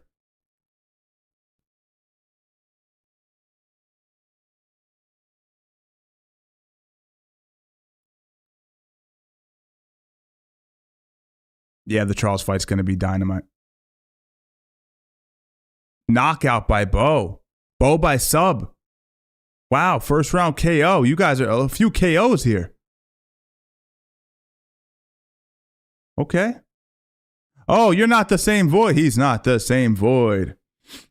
Yeah, Void's another member. Not a member. He's just a viewer of the channel. We play UFC 5 on stream a few times. Shout out Void. Not sure where Void is. A lot of bows. I'm seeing a lot of bows. Get your vote in, guys. It's interesting to hear people saying they think Bo's going to win by submission because obviously Craig being a guy who's very talented on the ground. But sometimes a guy who's not as technically proficient in jiu-jitsu can win with a submission over a less talented or technical guy. because Bo's style of wrestling is very taxing.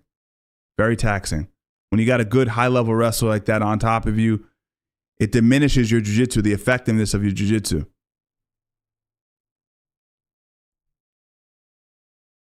But I'd like to see Craig get a little unconventional with his jiu-jitsu. That's what he's going to need to do. If he uses traditional setups, I think Bo's going to be prepared for it. Yo, Bo Nickal is a minus 1,200 favorite.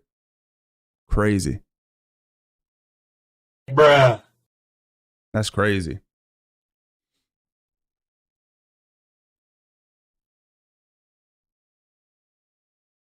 Paul Craig. Lots of experience, though, man. 17-8. It's a lot of fights. Bo has, what, less than 10 fights? Yeah, it's going to be a good one, man.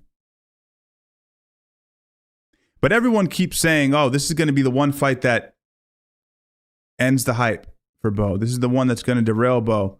And then he gets in there and he runs through guys. I will say, and this is no disrespect to his prior opponents, but Craig is the best guy he's fought so far. All right, but I'm going to say this as well. I don't think Craig is good at this weight class. Being real with you. I think Craig was better a weight class up. The guys think that they cut weight and it's going to enhance their careers. I think as you get older, you don't want to cut more weight. You want to allow yourself to be fully hydrated. So I think this is going to... Bo should make this look pretty easy.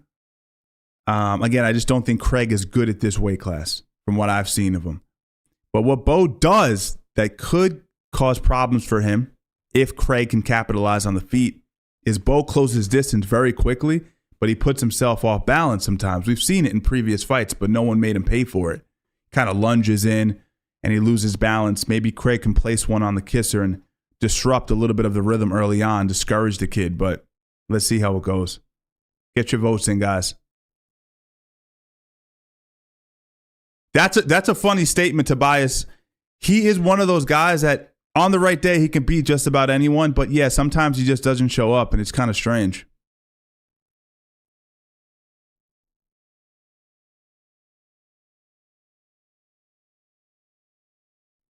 Yeah, James saying he has Charles winning. Yeah, I could see Charles winning by submission as well. We're getting ready for this fight, guys. We have Megan Olivi doing the pre-fight talk, getting everybody ready for the fight. Bo, man. Bo is really close with Trump as well. So there's a whole energy in the room, right? Speaking of Trump, we got what's his name? What's his name? What's his name? The wrestler? He hasn't fought in a long time. Drop it in the chat. Forget his name. He hasn't fought in like 20 years. He's a 170 pounder. Whatever his name is. He's coming back and fighting. Getting late, so I'm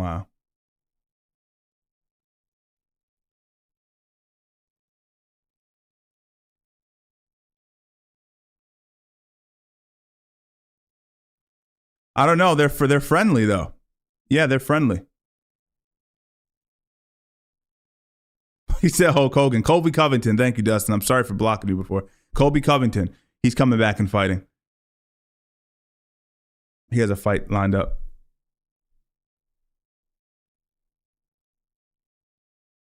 Paul Craig, man.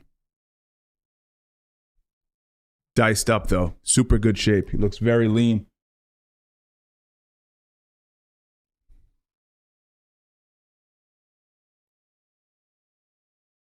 Let's see, man. Can he get a submission? If anyone can, Paul Craig will be the guy for the job.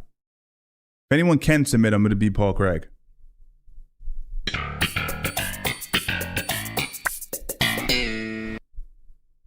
Hey, listen, family. Thank you for the $1.99. Get your votes in, by the way. Get your votes in. Bo or Craig, who do you got going into this fight? Craig is making his way in. He looks super confident. Again, the one thing I will say is he has a lot of in-cage experience, and that is invaluable. Invaluable. He looks confident. He looks like he's having fun. He looked really confident in the stare down. Bo, as good as he is, doesn't have a lot of in-cage experience, but I think the wrestling might just be too much. We'll see. The wrestling might be just too much of a determining factor. The gap is insane.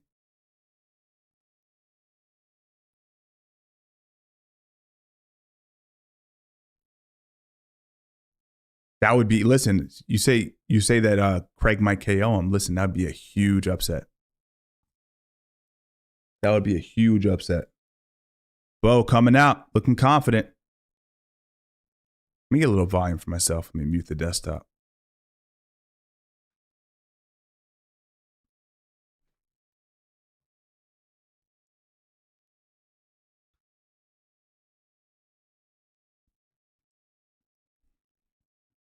I think strategically they're putting the right fighters in front of Bo. This is a winnable fight for Bo, very winnable. A fairly one-dimensional fighter in Craig, no disrespect intended, not the biggest threat on the feet, has shown to be pretty ineffective at this lower weight class. So it's a good, he's on the right path. He's on the right path. He's on the McGregor path. And McGregor ran into Dennis Seaver. We were all like, we kind of know he's going to crush Dennis Seaver. This is like one of those pivotal moments. I think he's about 2 or 3 fights before fighting for a title, maybe. So he's starting to narrow in towards the top of the division.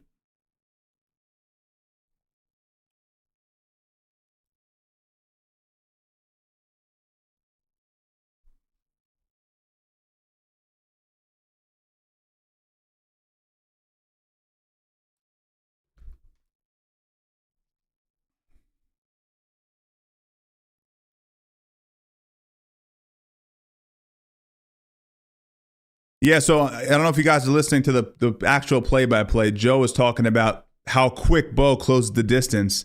He does. It's years of shooting hard takedowns. You can close distance fast, but he does put himself off balance when he does it. Joe left that out.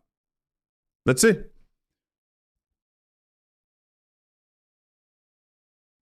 Let's see.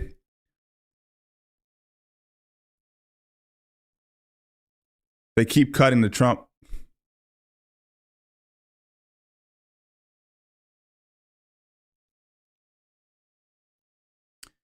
Fred, thanks, my brother, for the 5. I think you're spot on. I think he has an incredible, let's get geeky on him real quick. He has an incredible katagatame. And he has incredible squeeze. He's proven to be able to use that in the past, in past fights. So I think you're right. I could see that. Could also see a rear strangle as well, but I think a head and arm would probably be more probable. Bo's a great competitor, and that's something that these high-level wrestlers have in their back pocket. Not the most cage experience, but he's been out man-to-man, pause, many times in his life. He's smashed bodies with other men, pause, many times. So I think it's going to be a huge advantage. It's not like he's... Once these two guys lock up physically, it's a wrestling match. Craig takes the center of the cage right away, staring Bo down, just trying to send a message that I'm the dominant force in the cage. I'm the alpha in the cage.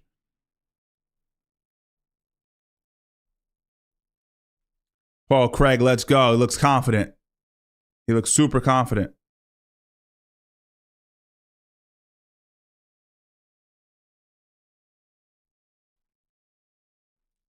Yeah, there's a huge gap in the experience. I'm just going to say it one last time. I know I'm beating a dead horse with the live with you guys, but I'm going to say it one more time. I just think Craig looks terrible at this weight class. I don't think they put this guy in front of Bo if Bo wasn't likely to win the fight. But I'm ready for an upset. I don't know about you guys. I'm ready for an upset.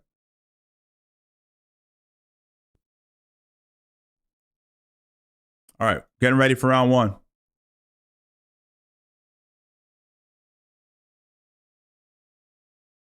All right, round 1. Let's go. So already fading the takedown. He's going to look to chuck the big overhand right. That's what I'm expecting from Bo. Fake the knee pull. Overhand right.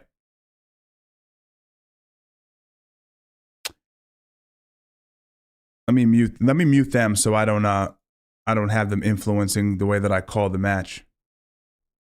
Yeah, real patient. This is actually far more patient than Bo has been in the past, which is good to see. I was worried that he was going to come out and rush a little bit, but he's not. He looks confident and composed. Nice outside low kick right to the calf of Craig. And as DC alluded to before I muted the audio, so he wing shots too much. He gets a little crazy, does Bo. The size discrepancy is absolutely insane. That was a good thing, though, man. That just means Craig cut a lot of weight to get down to 185. This is probably the longest that I've seen Bo not at least initiate a takedown, misses the overhand right. He wings people's ass in the sparring room and his striking hasn't gotten better. But to use your strikes in the cage at the highest level, it takes years and time for everything to coalesce. And you could see sort of how he lobs overhands as his first strike sometimes. But it's good. He's getting good experience here. Craig looks confident, though. He's having fun. He's feigning with the hip.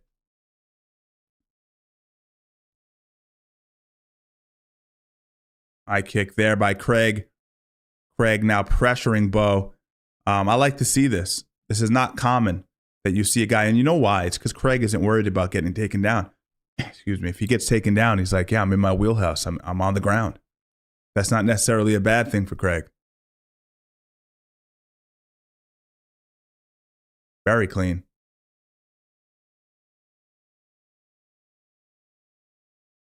Yeah, I'm surprised. I don't know if this was maybe Nickal's. I call him Nickal. Who the fuck uses his last name? Maybe this is Bo's. Oh, nice left hand. He landed a huge left hand on Craig. Craig wore it well. Didn't even blink. Impressive.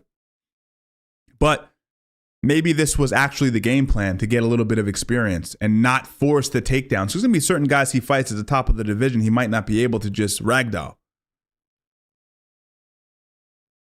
But I tell you what, I'm watching this fight and I'm going, maybe it's too early to call this, but I don't know if he would be able to beat a Chimaev. I mean, I'm basing it off the stand up, right? Just to stand up alone. Bo's not using his wrestling also because he's scared of the exchanges. There's a moment where if you're shooting and lowering your level, you're putting your neck at risk for being strangled. You're opening up your body to submissions. So Bo is probably like, you know what? It's just safer to just strike with this guy. But I think he's finding out that Craig is harder to hit than he thought. Craig is tall, rangy, awkward. And sometimes those guys aren't as easy to hit as you would think.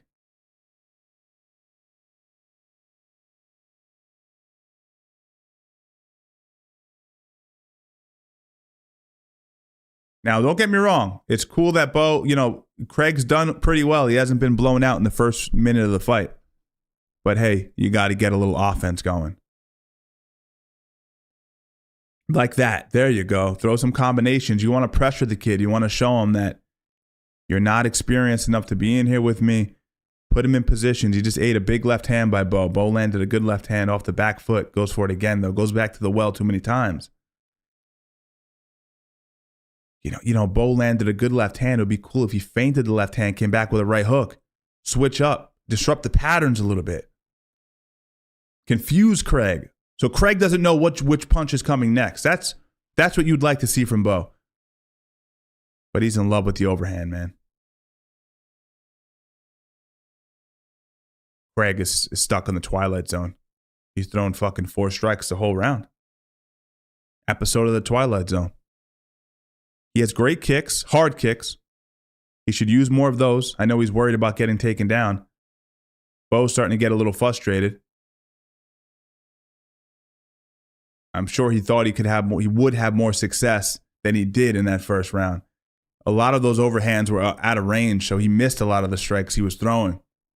Craig, on the other hand, if I'm in his corner right now, you know what I'm saying, Chad? I'm going, dude, you gotta get aggressive with your strikes.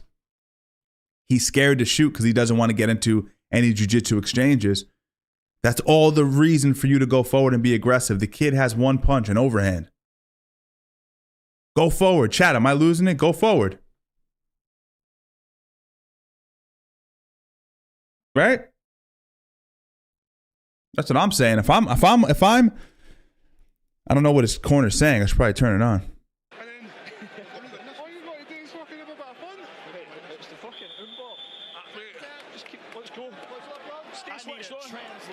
Craig is having fun. Yeah, I don't know what he said, though, because of the dialect, but he seems to be very happy, confident, and he's not tired. I mean, he barely threw any strikes, so why would he be tired? But he looks well within himself. Bo looks a little uneasy would be the word, maybe. All right, second round, guys. Craig comes out, hard body kick. I'd like to see him start increasing the pace now over the course of this round. Uh-oh. Going to the well too many times with the kicks. That's what both of these guys do very often. They do one thing and they do it a lot. He's talking to Bo now. He's talking to Bo, standing in front of him. Don't know what he's saying. That's it. Bully him. That's what Craig has to do. Talk to the kid. He's not as experienced as you. Talk to him. Confuse him. Force him to punch when he doesn't even want to punch. Get him emotionally invested in the fight. Not a bad strategy. But the issue is when you talk in a fight, if you talk shit to your opponent, it disrupts you too. People don't know that. But nice overhand left. Doesn't really land. He's having a hard time landing clean on Craig because Craig is using a shin shield every time Bo rushes forward. He puts his shin across the hip line and pulls back.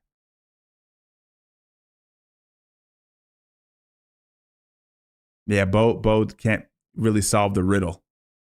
The Craig riddle. And he's just leading with the left hand. It's just over and over again. He's not setting it up with his lead hand at all. Yeah, he's throwing hard punches now. Bo is. I like this. Bo's getting aggressive now. Let's make it happen, man. Trump's watching you. Your man Trump's watching you. You got to go out. You got to go out big in this fight.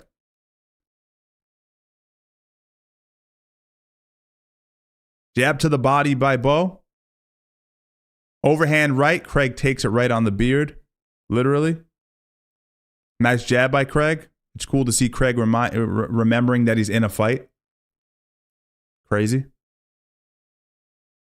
I mean, you got 20-something fights, dude. Ton of fights in the UFC. I don't know what the fuck he's waiting for.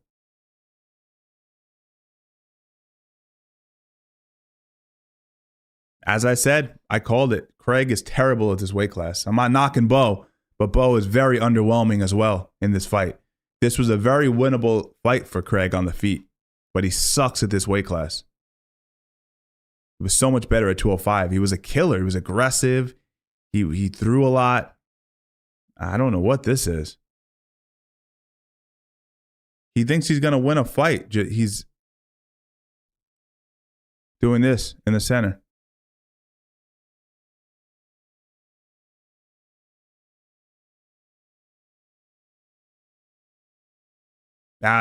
He's baiting him to shoot. Bo's not looking to shoot right now. He's looking to punch. There you go. You know, Craig, I'm going to talk to Craig for a second. I'm going to make believe he can hear me. He's only going to throw an overhand left. That's all you got to worry about. Look, he did it again. Craig, now that we know that, we've gathered that intel, let's work around that left hand. Listen, it's easier said than done. I'm sitting in a chair, of course, but you're a professional fighter at a pretty high level. I would think he would, at the very least, be throwing in combination, knowing that the only thing that's going to come your way is an overhand. This is a despicable fight. This is so much worse than I expected. Wow, this is fucking terrible. Maybe Bo's worried. He has Trump watching him. There's a lot of pressure. Bo's not competing well either. Very strange. Lands a good left hand there, but he doesn't have the power to put Craig out. Craig's eating the punches. Guys, am I seeing the fight wrong, or is this a terrible fight?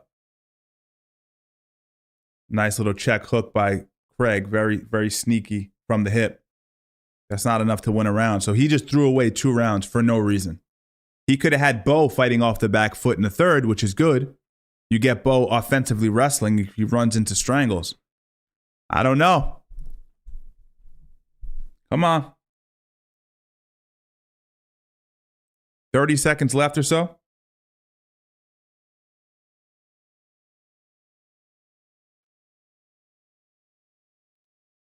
All right, Craig forgot he was in a fight. Hard body kick. I love it. I don't know why he doesn't throw more of those. Touch the lead hand, rip the body kick. Touch the lead hand, left hook, right hand. Feint, push kick to the body. Nice uppercut there by Craig. That was damn close. Nice job. Psych.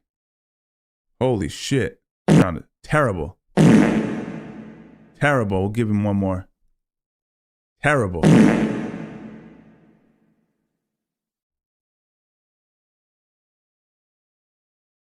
Chat, how you feeling about this fight? Let me take this off the screen for you.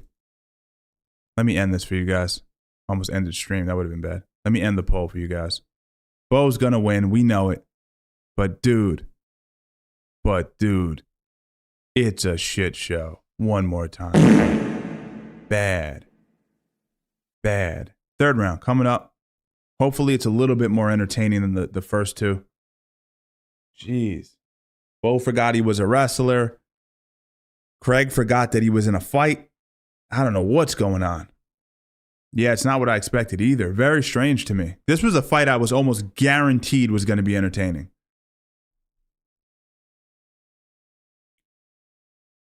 Yeah, I think Hamzat would give him a serious. It would be problematic because they're both going to be forced to stand up because they're going to cancel each other out, and Hamzat's a problem on the feet. So I might be a few seconds behind, guys, on the timer.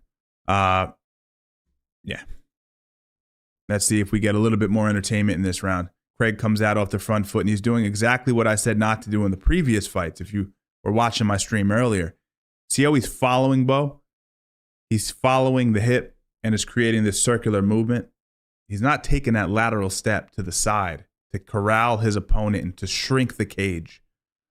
And those are things you think a guy gets towards the top of the UFC, kind of work those little things out. You know, and it's peculiar to me, man. What? Let's see if he cuts it off. I want you to watch his feet. Let's see if he cuts it off. Let's see. This clumsy. And Bo, you got to work on Bo's combination punching. He has the overhand, right? The left hand to the sternum. Great balance because of his wrestling pedigree. Strong legs. You can see his legs and his hips. His posterior is strong. It's going to generate power. What is this? He's frozen in place. Don't taunt when your performance is this bad. He just lost a few fans at least. Terrible. Bruh.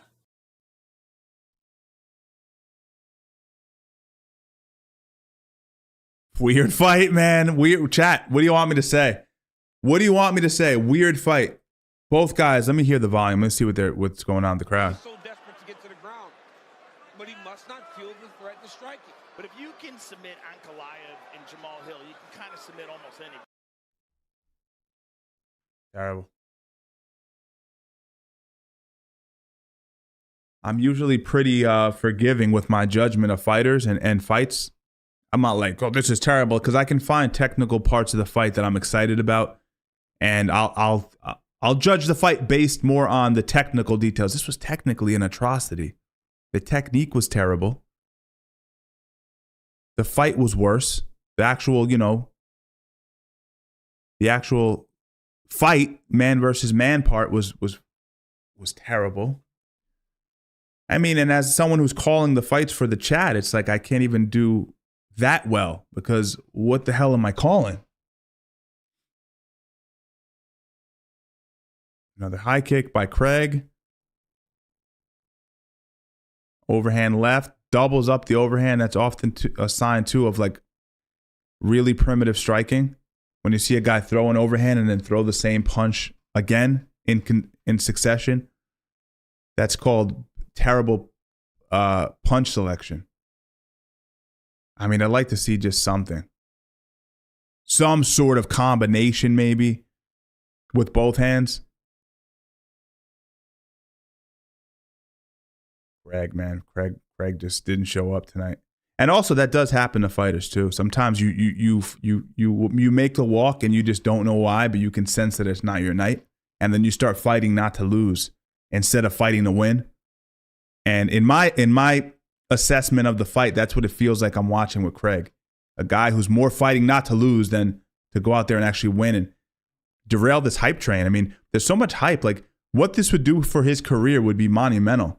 And it's almost like he forgot that. He forgot what was at stake. I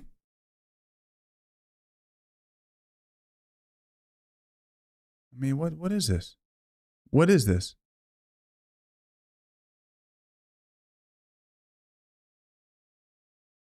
Yeah, okay. I've seen sparring sessions between two brand new guys that are more entertaining than this. If I'm Dana White, I'm like, fuck.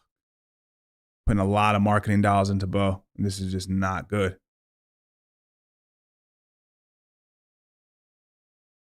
Also, can't put it on Bo. Bo's less experienced. He has a lot to lose. Craig is super experienced and he has more to gain. And he really squandered this opportunity in a big way. He absolutely did. And I hate the bravado too. Like, I hate the head shaking and all this machismo shit. When you're in the fight and your one job is to, he got rocked there. There we go, Bo. Put it on him. Put it on him. Almost. Horrible fight. Horrible fight. Wow, glad that's over. Now he's taunting with the golf swing. Bo, shut the fuck up. Shut the fuck up. You just put us through a terrible fight and then you taunt at the end of it. Bo may have just lost Uncle Steve. I think Bo lost me. And now he's talking to Trump, kissing Trump's head. I love Trump, don't get me wrong, but like, get it out your mouth. Focus on the fight. Hopefully you got the decision win. He forgot to show up. Am I the only one that am I reading this crazy right now? Am I reading this wrong? Maybe I'm reading it wrong. I don't know. Okay, it was trash. All right. Yeah, that was corny. That was corny. He does like a golf swing at the end of the fight to try to what do you like? You fought terribly. You fought a terrible fight, objectively speaking. You threw one punch over and over again, like you were spamming in a video game. Yeah, I think I'm off I'm not a bandwagon fan of any fighter, but I think I'm off the like bullshit. Like, I'm not really rocking with him after that one. And why? Because he did a taunt during the fight after performing terribly. Not after the fight. The golf swing was terrible, but during the fight he stopped and like did this weird Manigan like statue pose, which was very weird to me considering you're not fighting well. Yeah, nah, it's whack. And Craig, forget Craig. Sorry, buddy, you gotta go. I would say either go back up and wait, because I think he did really well at 205, or just he has to go to the LFA or something like that. I know that's harsh, but you can't beat an up-and-comer with 8 fights who throws one punch at a time, who's scared to wrestle you. You're never going to get to the title. And if you're never going to get to the title, then what are we doing? We're spinning our wheels. Because that's every fighter's, goal, right? All right, let's hear it. They're all booing. I can hear the crowd. I have put the volume on finally. All right, so the crowd is with me. It wasn't just me. I had it muted, so I'm not really feeling what's happening in the arena. I'm just looking at their movement. Look at Bo, stupid face. Terrible fucking fight. Great. Yo, Pansy, welcome to the SG, my man.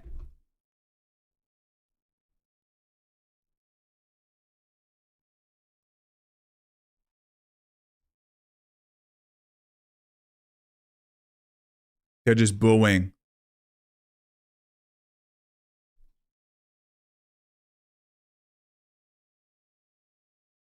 Yo, Fred, thanks for the 5. I agree 100%. I think if he would have elected to to create some offense off the wrestling. I think he could have did really well.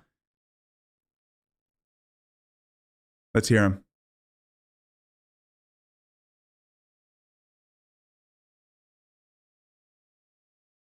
He's fired up about the performance. He didn't dominate. All right, I'm gonna mute it for a second. Let me just let me shut up for a second and let them talk, and then I'll Of all time, Jon Jones, Khabib, GSP, Mighty Mouse. They're winning decisions over tough guys. Paul Craig has 26 pro fights, you know? I got 6, and I whooped him for 15 minutes, so I'm fired up. Well, I'm Did he, though? your progress. Nah, Bo's pretty. I gotta say, I know now I'm on the fence a little bit, but that was actually a pretty fair assessment. He doesn't have a lot of experience, and he knew there was a risk in wrestling, so I get it. But let me play armchair quarterback for a split second. If I was him, I absolutely would have used my wrestling in the last 30 seconds, last 25 seconds to instigate, to show at least that strategically I'm trying to win this fight, even if it's not going to finish the fight. That to me was very strange. Shout out to Tobias with the 8-month membership. Let's go. Bo Nickal got an alien head. Listen, I'm not one to talk about heads. My shit is massive. In real life, my head is huge. But yeah, listen. Thanks for the 8 months, man. Yo, Craig got to move up, or he has to go to LFA. And I don't know what to tell you about Bo, but a little diluted. A little bit. Like, he's bearable. Like, Bo Nickal is bearable. I'm not going to say he's an unbearable guy. He's not unbearable. Like, there's personalities in MMA where you're just like, please get him off the screen. He's not that. But if I was his guy, I was his coach, I'd say, let's lay off the taunting. Let's lay off the taunting. But again, it makes sense that he would taunt and do the golf thing and stop like a statue in the middle of the cage during the fight, because in his mind, he thought he was dominating the fight. He thought it was a blowout, but it was 2 guys throwing single strikes at each other. It was like a Muay Thai cardio kickboxing sparring session. But we got Michael Chandler and Charles Oliveira coming up, ladies and gentlemen. So let's get ready for that. All right. So at least we have that to look forward to. You know, we're excited about that. Let's go.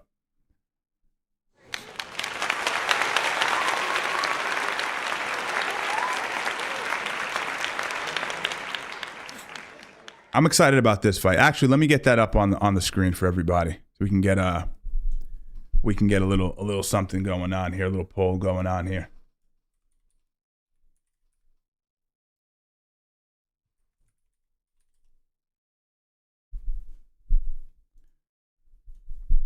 Guys, try to get your votes in now if you can. I'm going to try to kill the poll before the fight actually starts. So some people come in and they start voting, and it's like, dude, what are you doing? Guys are voting, and it's like the fight's happening. It's like Oliveira has the lead. I'm going to wait till the fight starts, then I'm going to vote. You know, let me see. Let me see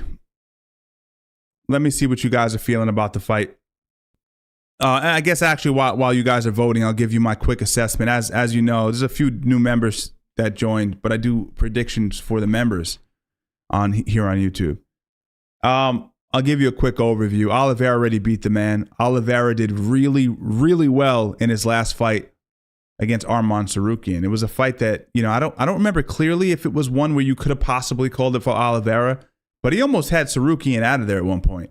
Tsarukyan is an improved version of Chandler, both on the feet and as a wrestler. He's more durable. He's younger. And Oliveira did really well against him. He passed with flying colors, so despite picking up the loss. So I think Oliveira having the psychological advantage, knowing he has already beaten this guy, and hopefully he feels and he pulls on the experience of his fight with Tsarukyan and goes, listen, that was a great performance for me. I'm confident going into my fight against Chandler. Chandler is in great shape. He has been in a long camp, but he's been very inactive. And a fighter, when he starts getting into the late 30s, 40s, to be inactive is not a good thing. It's not a good thing. Obviously, I don't think I'm imparting any brilliant knowledge for you guys. You want to stay active when you're a fighter. That's why all the old great boxers from the old days would fight multiple times a month. Maybe not suggested to fight that often, but the point is you stay active and your body does what it's supposed to do when the pressure's on. Chandler's been out of there for a long time. He's going to be reaching off balance. He does expose his back. He does put himself in position to get hurt. I think Oliveira's too long, too rangy. And that's what I see happening. I think Oliveira pulls it out. But Oliveira does get hit too. And it's weird with fighters because one day their chin goes. We saw it with Holloway recently. Sometimes your chin just goes and it's not there anymore. You get hit with a shot and it's gone. This could be that fight for Oliveira too. So that's my little insurance right there. Maybe Oliveira gets caught with a shot and he's just not the same and he goes. God forbid. Ele sabe que eu sou problema, ele sabe que tipo, ele não pode vacilar, porque se vacilar eu vou conseguir não. Oh, he's stunned him. Oh, and now a big right hand. Darius goes down. Oh, he's hurt bad. It's over. Eu acho que sou muito mais perigoso. They're giving us the scissor reel leading up to the fight. Get your votes in. Get your votes in. Yeah, like I said, he has the power to do it. I'm reading the chat for a second. He does have the power to do it. There's no doubt he has the power, Chandler does, to knock Oliveira out. I'm not saying it's off the table that he can't do it. He absolutely can. But who has more ways to win? Who has more ways to win? Oliveira. Who won the last fight? Oliveira. I think he's just too skilled, too clean, too ruthless. He's nasty out there, man.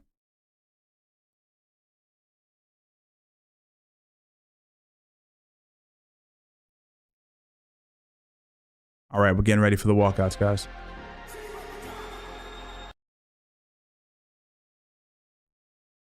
Get those votes in, guys.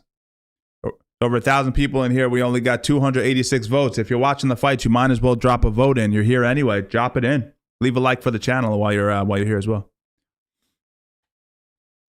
All right, Chandler coming out to some random, like, not the song I thought he would come out to. Chandler with the American flag. Let's go. It feels good to be American again, doesn't it? The pride is back in this country.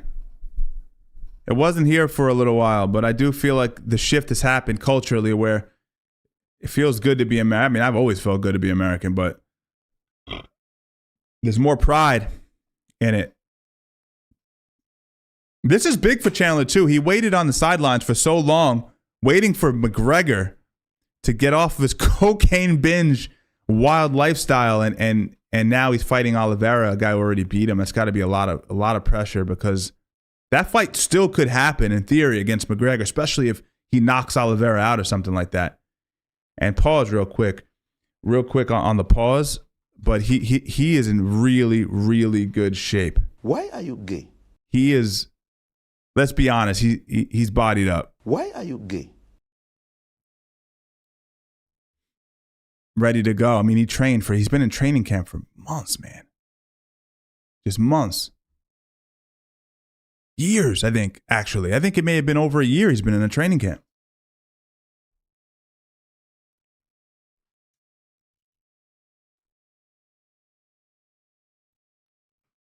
I got to go for Oliveira, though.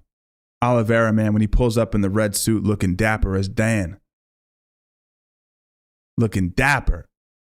It's Dapper Don, actually, right? It's not Dapper Dan. Is it Dapper Dan or Dapper Don? Drop it in the chat. Either way, man, he shows up with the red suit, with the white shirt underneath, with the iced out chain and bracelet. He looks like he's just a swagged out guy.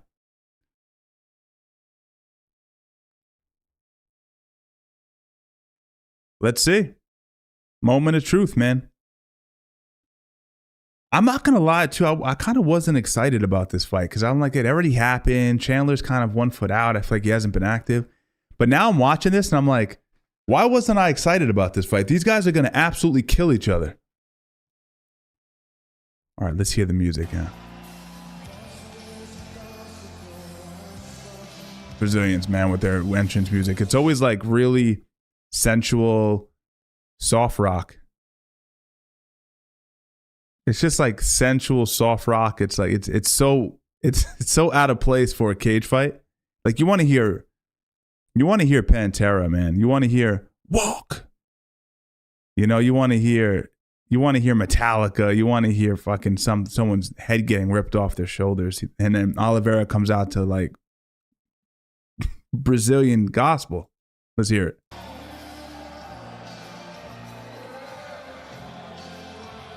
The most prolific. Respect. Not mad at it. I'm not mad at it.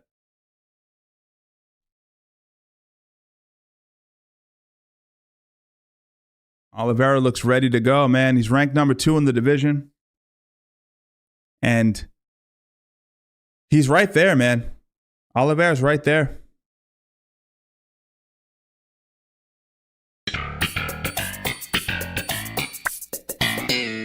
For those who appreciate this channel, give the video a like.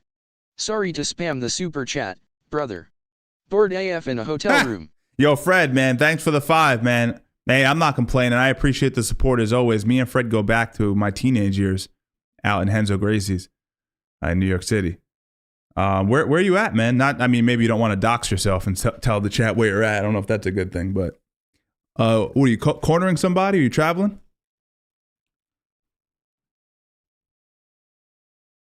Oliveira getting ready to walk in. 20 finishes, 16 submissions. Crazy. 19 performance awards. Whitest teeth in the game. Round of applause for that comment. He has some white ass teeth. You know, some people have really white teeth and it's almost off-putting. He has white teeth and it's like, it's acceptable somehow. I always said this, right? I always said this about Oliveira. Chat, let me know if you agree with this assessment of his looks. Oliveira looks like Royce Gracie to me. Like he has something about Oliveira. They gave a hug. Look at this. Very nice.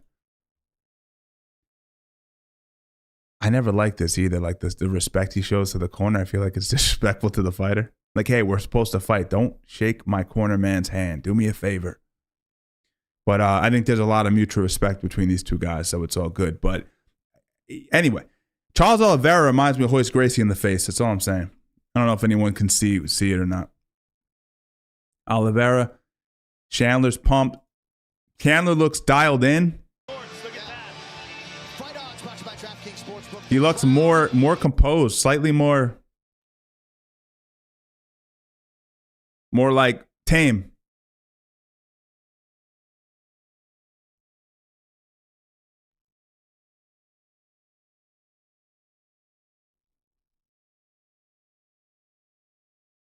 $35-38, so both are in the same age range. There's not going to be any real discrepancy there. Both guys have taken a tremendous amount of damage in their careers, though.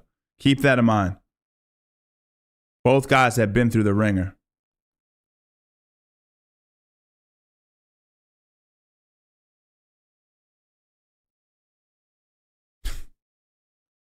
I saw that one comment. That was pretty funny.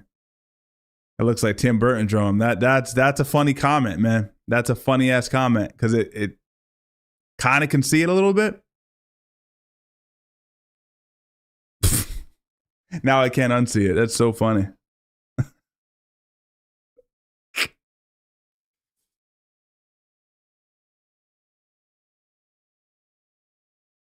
All right, guys. What's the over under? I'm ending the poll now. So get your votes in right now. I'm gonna count down. Get your votes in now on the poll on the chat. 10, 9, 8, 7, 6, 5, 4, 3, 2, 1. All right, they're announcing Chandler.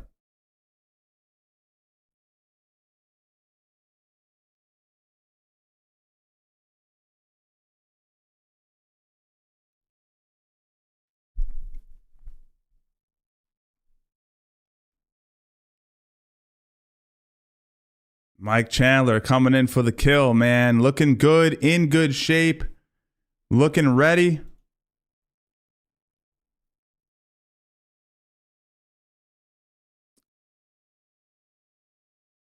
Oliveira, man, the people's champ. Everyone loves Oliveira.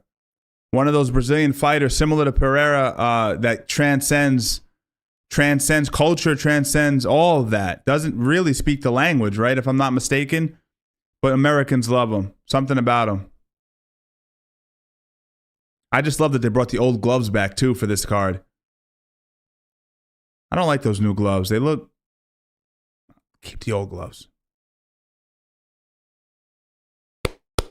Let's go. Charles Oliveira, man. Let's do it.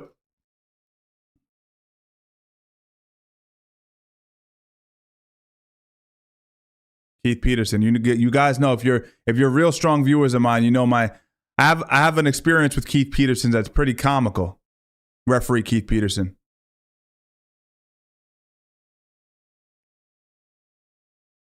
All right, guys, getting ready for round 1. Let's go. All right.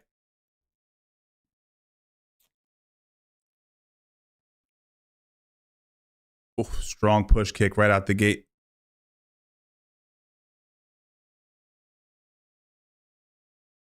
Chandler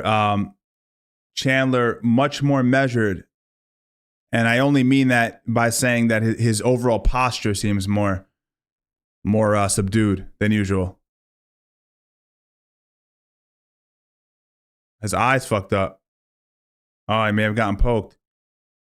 Keith Peterson's not going to intervene, though. Strong jab. What's going on with the eye, guys? See, Oliveira now has to stay within himself and not get emotionally invested in this and start pushing forward and run into a big shot. Looks like his eyes are right now, fortunately. So he's all right. Chandler, strong jab off the back foot, pushing. Darting in with the jab, clearing the body kick, and evading the low kick. Ooh, strong check hook there, looked like, by Oliveira.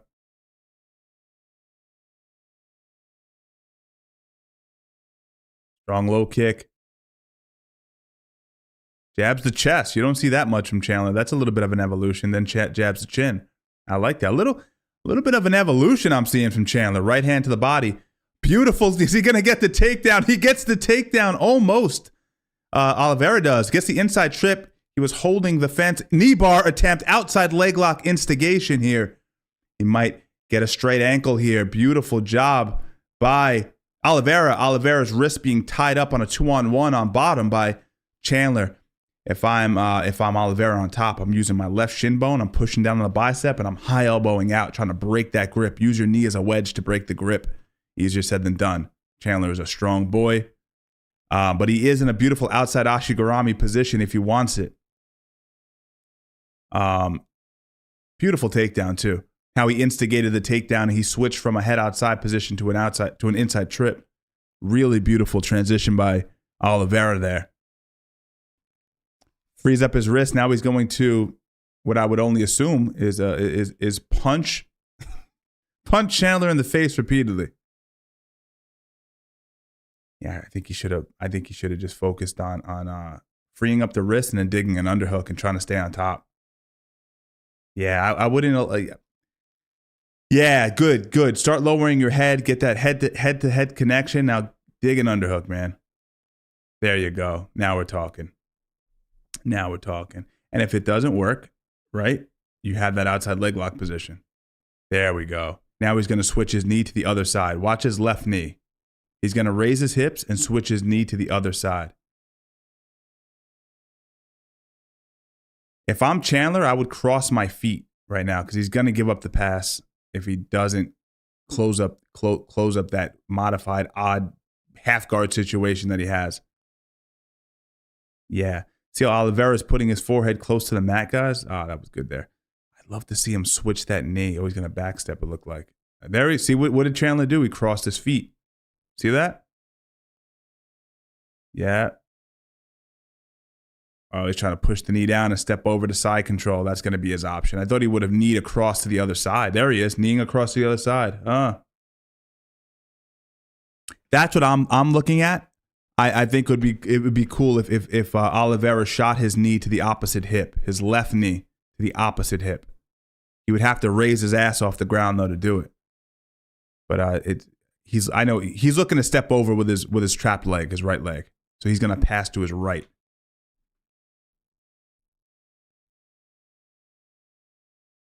I mean, Oliveira's taking these small rabbit punches. He has to make a decision and say, I'm going to really try to force this pass here. I think with double underhooks, there's no reason he shouldn't get a little bit more liberal with his passing. Raise your hips.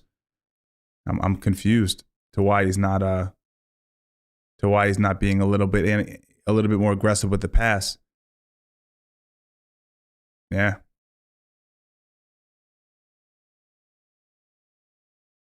I'm not questioning Oliveira's jiu-jitsu skills. He's amazing on the ground. He absolutely can pass the guard, but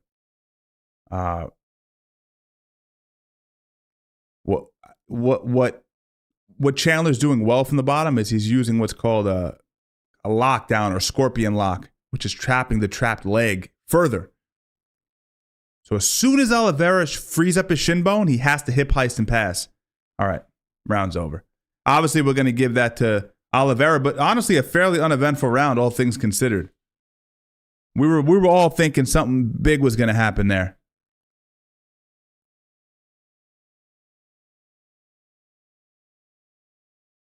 Yeah, I personally thought that it was going to be more of a fireworks show, but that's cool. Maybe it escalates. I think both guys felt each other now, and now they kind of more or less know exactly where they're going to go.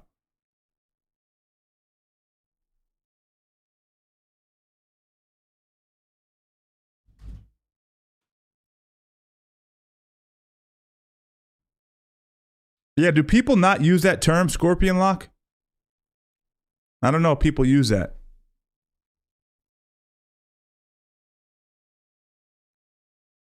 All right, we're getting ready for the second round now.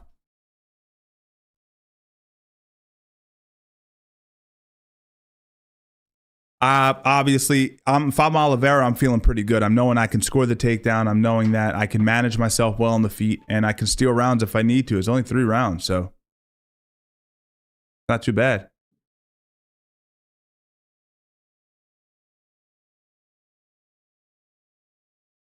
All right, second round, guys. Oliveira with the front kick to the thigh, front kick to the body. Walking Chandler down right out the gate. A little bit more cautious. Both guys have been in there with each other. There's a lot of mutual respect, so they're not fully trying to kill each other. I mean, this is the most measured we've seen Chandler in a few years. He hasn't fought in a few years. You guys get the point. Big shots being thrown by Chandler there. What I like, though, about Oliveira's style is it is a little more measured, which is good because sometimes, oh my God, what happened there? Chandler falling all over the place, giving up his back almost. I don't know what happened there. I got to see the replay on that. Yeah, Oliveira's starting to disrespect the distance. He's running. Chandler's literally running. Not a good look. When Oliveira knows he has your number, he just disrespects the range, and this is what he's doing to Chandler now. Chandler is in pure defense mode now. But a man's dangerous when you have him on the back foot like this. It's like when you back a lion up against the cage. That's when they're most dangerous. Same thing with a fighter like this. He'll chuck a hard shot out of nowhere and knock you out cold. So Oliveira, beautiful left hook, right hand combination. Oliveira still has to stay disciplined with his offense. It's not looking good for Chandler, though. The way he's moving is just, he doesn't work well going backwards. Look at this. Oh, head kick by Oliveira. Oliveira's going to piece him up now. Bink, uppercut, beautifully placed. Knee to the head. Oh, Chandler took that knee very well. Oliveira's more measured than he usually is. Got to be careful, though. Now, this is what we paid for, guys. This is the fight we thought we were going to get in the first round. We're getting in the second round, making up for the Bo Nickal, Paul Craig extravaganza. Beautiful knee pick right to the mounted position. Man, it was not even a good shot. His hips were way back, but he's so long, he was able to pick the knee and score the mount. You don't want Oliveira on top in the mount position. This is terrible for Chandler. This is terrible. Oliveira is about to submit this man. You can all but put all your money on it. I think he's going to either go for a Katagatami or look to isolate an arm and take a traditional arm bar. I can see it. But it's not abnormal for Chandler in these positions to bridge and give up his back. And in that case, we might see a rear strangle. So lots of options for Oliveira now in the second round. We got 2 minutes to work. Oliveira, get to work, man. We got 2 minutes here. If I was Chandler, I wouldn't be throwing these little punches. I'd be focused on getting my hands to the inside and kipping, getting my knees back inside. This is not smart.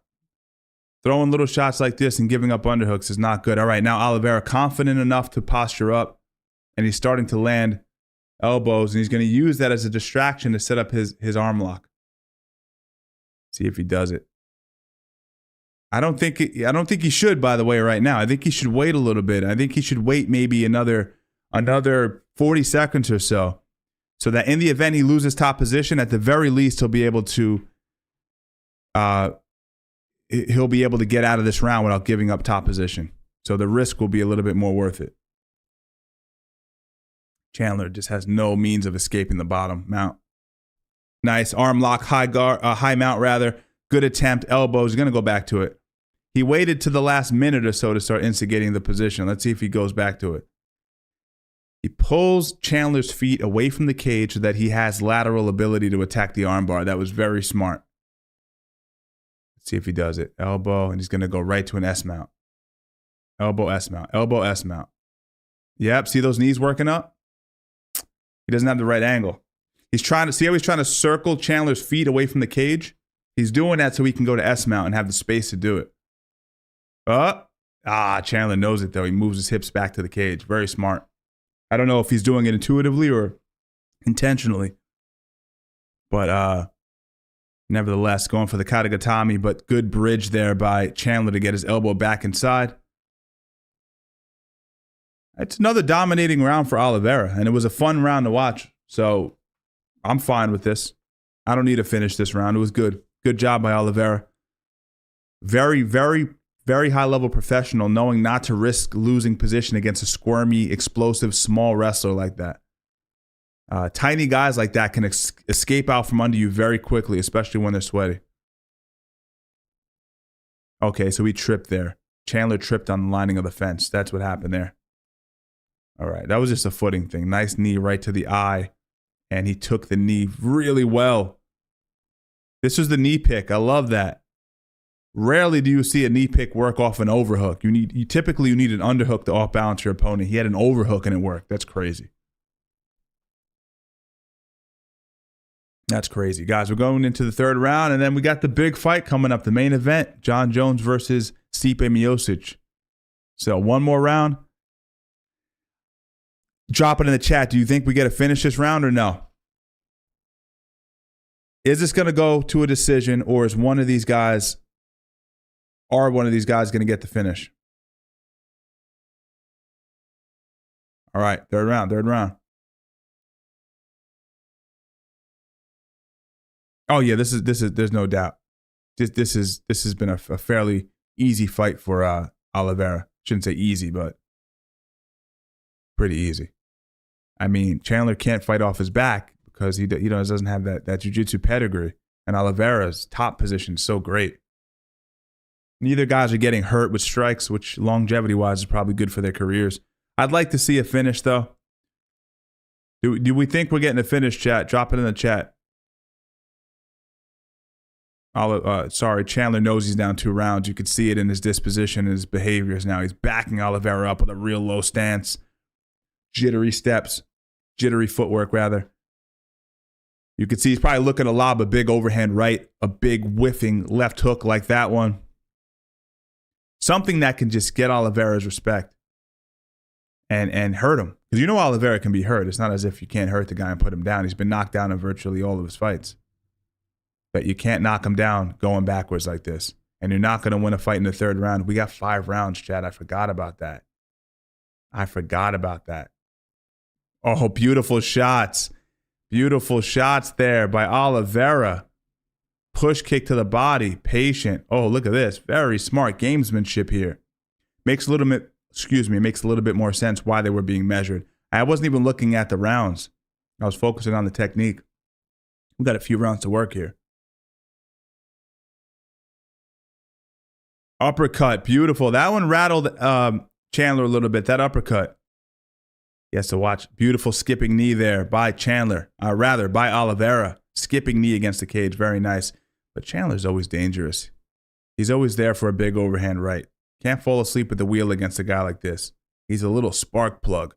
Oh, he's throwing himself off balance. He does that a lot. Nice knees. Oliveira, the consummate professional, taking his time and planning his shots, choosing his shots, going for the takedown. Very surprising that he would use his wrestling. He's obviously able to out-wrestle. He's holding the cage. Chandler's holding the cage deliberately. Very bad look. Nice takedown by Oliveira. He throws one hook in. He throws two hooks in. We might see a rear strangle, guys. We might see it. Inside wrist rod. No, good job. Chandler shrugs his shoulders. Body lock is in place. This should slow down the escape potential for Chandler. And now Oliveira has to figure out how he can get that right hand across and under the chin. I thought we only had 3 rounds. I'm not gonna lie. I'm grateful that we have a few extra rounds to work here. I think we get a finish. We got 2 more. We're gonna get a finish. I'm just gonna say this too, and I'm not, Oliveira. All due respect to Oliveira, he's a genius with it. But I think I would have kept it standing. He had 3 minutes left in the round. He had Chandler completely befuddled against the cage. He was landing strikes easily, not taking any damage. I get it. Mix up your attack. Keep your opponent guessing, but I think he probably could have gotten Chandler out of there this round, maybe.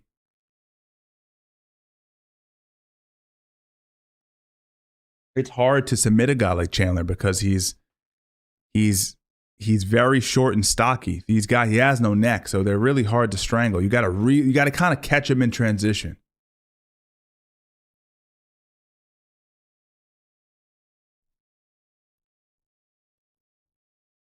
What I mean, let's say you hurt Chandler, right? You hurt him. You hit him with a big knee. He falls down. He falls desperately for a takedown. You get to his back, then you throw the strangle in. But you can't give a guy like Chandler time to settle into the rear mount position because he'll just shrug, he'll hand fight, he'll shrug, and he'll ride the clock. Yeah, that's what we're seeing here. We're seeing him just ride the clock.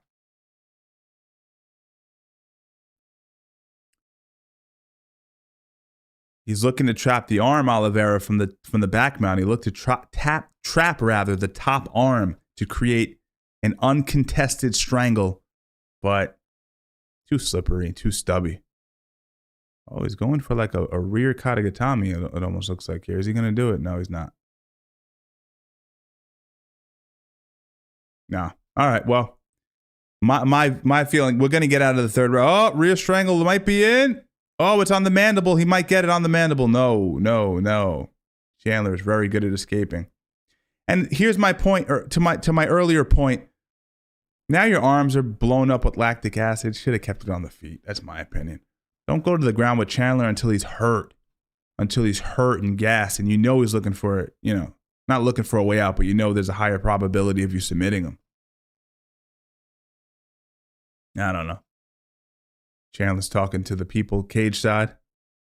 Oliveira's conserving his energy. Solid round. Chandler yet again.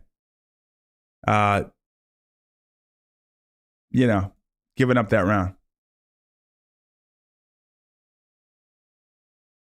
Yeah, this is a blowout for Charles so far. I think much to everyone's surprise, though, because Chandler is a great wrestler. MMA wrestling is way different than collegiate wrestling.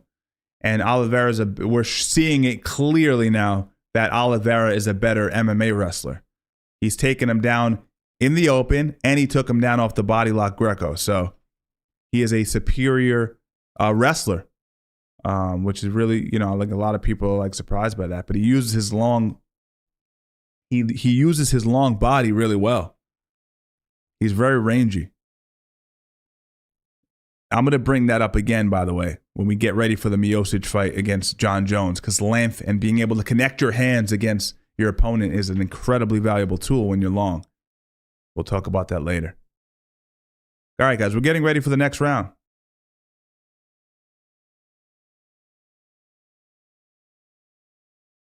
Chandler just Jacked. All right. Championship rounds. Beautiful switch high. Another takedown attempt. Oliveira knows he can out wrestle Chandler and not risk getting knocked out because, you know, any two men standing in front of each other, there's always that chance of getting caught. So, yeah, I get it.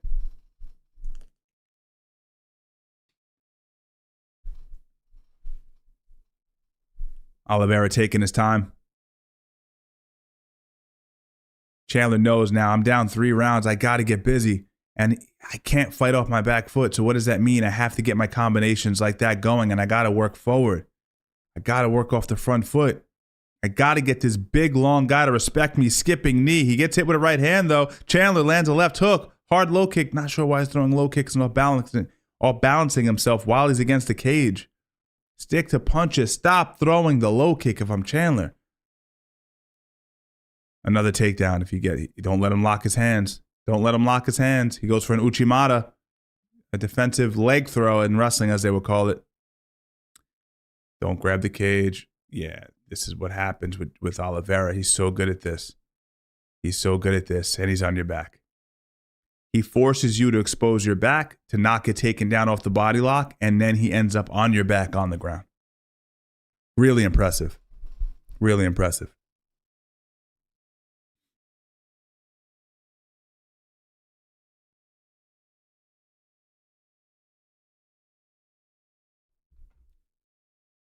All right. So the issue with this, as I said in the previous round for you guys watching, another situation where Oliveira is on the back and it's very difficult to finish a guy like this from this position. He goes to the power half Nelson to try to stabilize the back position. He went to it temporarily there. Rear strangle from the belly down position might be more probable. He's trying to dig arms now, using both arms to try to get the strangle. Arm under arm, try to get under that chin. Proving to be difficult. Chandler has no neck. Power half Nelson to force the capitulation. Now he's going to look for the strangle. Body lock in place again, Kenny? Yes. He has the inside body triangle. Switches to... inside body triangle it is. He's still in the inside body triangle. Not ideal, quite honestly. And he has bad head positioning.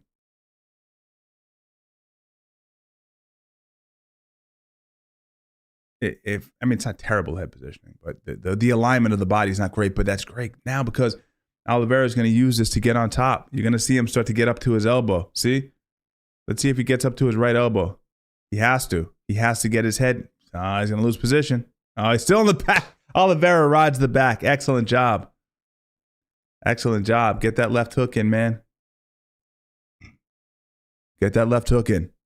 Come on. It's just a situation. And if you've been training jiu-jitsu for a long time, you know this feeling where you're on the mats with a guy who maybe can't finish you, but he's just positionally sound. And you're now behind and you're discouraged. This doesn't seem discouraging to the person who's never fought or trained. This is incredibly discouraging. It's like, I guess the analogy I'll use is if you're boxing a guy and he keeps jabbing you and you can't get a rhythm on his jab. Very similar. I mean, because what can he do to overcome this backpack position? He can't do it. It's happened every single round, 4 times in a row. Oh, that rear strangle is damn close now. Why would you make your body longer? Chandler sits up straight. He's going to get it. Oliveira's going to get it, guys. Oliveira's going to get it. Oliveira's going to get it. No, he just fights it, guys. Just fights it.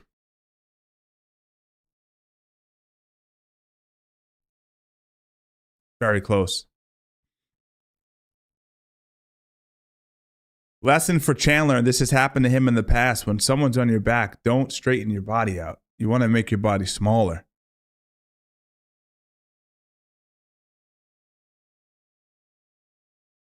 Oliveira still having an issue getting the strangle. So likely guys, we'll get a submission. We'll get a decision if things continue on this path. Oliveira's made his mind up this fight that he's absolutely going to just wrestle and he's going to use his jiu-jitsu. And so you're going to see a lot of the same going forward in this fight. Good job, Oliveira. Chandler. All right, Coach Steve, I'm putting on my coach hat for a second. I'm yelling at Chandler right now in his corner. Why are you throwing low kicks off the back foot when your back is 2 inches from the cage? Stop with the low kicks. You're off balancing and you're giving Oliveira an opportunity to close distance on the takedown. Get on the front foot, disrespect this man with punches, force him out of position, and make him go backwards. If you don't do that, you're in trouble. Oliveira, keep doing the same thing. You can take this guy down pretty much at will. That's what I do.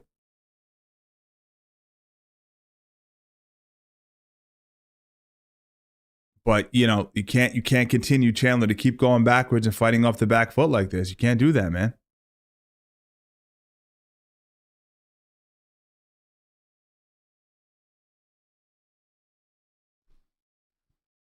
Guys, last round. Anything can happen in an MMA fight. Both guys are so talented. But I see likely a decision victory for Oliveira.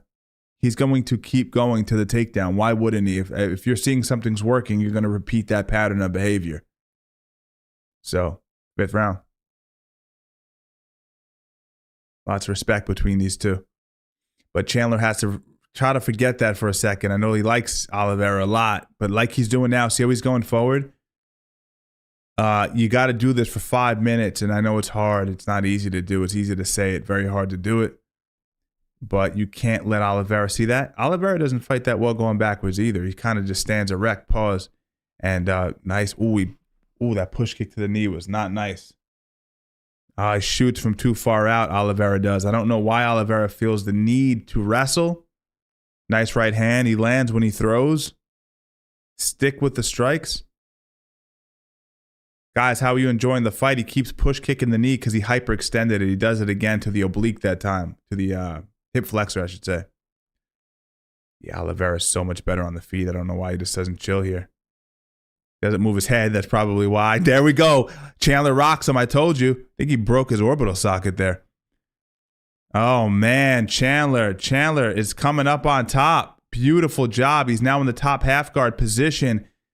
But you don't hit. He's hitting him behind the head, bro. What the hell, dude? He's hitting. Yo, he hit him with like 4 shots behind the head, and he's still hitting him behind the head. Bro, this referee is trash bandicoot. Wow. That was terrible. Oliveira's issue and why he gets rocked in every fight is he doesn't move his head. He just fights on the center line. He gets poor vision as well, so he doesn't read shots well. But Keith Peterson let way too many hammer fists behind the head go. People have died from that, man. And, getting hit behind the head in boxing. It's terrible.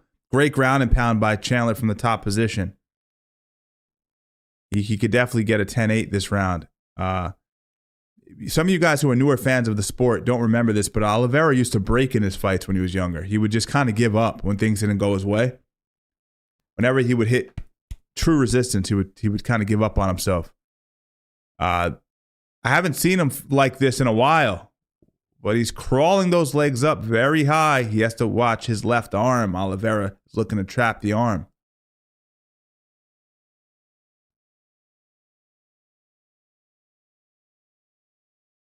Keith Peterson shouldn't have allowed that. Nice triangle now.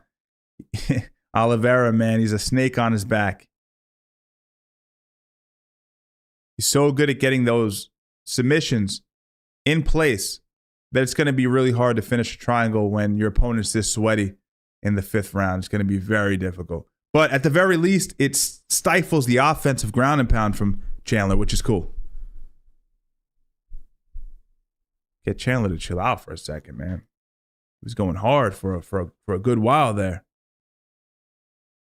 They're back on their feet. Chandler's looking aggressive. What I said he should have done, which is get on the front foot and get aggressive, and he did just that. Oliveira's legs are not there. He's really badly hurt. He's 1 punch away from a knockout loss. That overhand right's coming. It's coming. Oh, he can't see the punches. Oliveira cannot read the punches.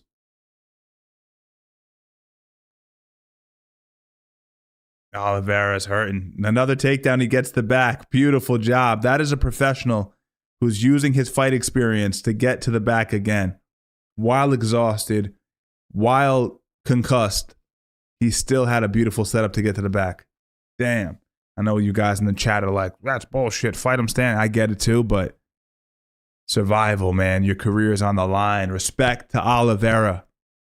And respect to Chandler, man. He looked good. He looked good this fight. I thought I would see more ring rust. He looked really good. That strangle's getting closer and closer, guys.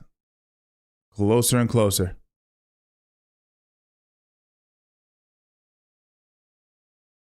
Oliveira, chest to back, trying to just figure out a way to get an arm under the chin.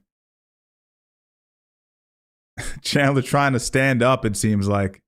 He's going to try to slam, what's his name, backwards, I think. Not really the smartest thing to do. He's a strong guy. He comes in good shape. He's talking. It's entertaining, sure, but I'm not sure that it was worth the risk, but he's going to do it again. He's going to stand up again. Chandler is a strong guy, man. He just stood up 2 times with Oliveira on his back in the 5th round. And there's really no positive to doing this. It's not going to break the body triangle. Very funny. Very funny. Good fight, man. Respect to both guys. That was fun. Chandler is an absolute beast with the strength, though. Both guys put it on the line right there. Round of applause to these guys, man. No joke. Respect, man. Respect, guys. I enjoyed the fight personally. Crazy. Chandler just did that in this 5th round twice. That's crazy. Who do you guys think got it? I think we all know who got the win there.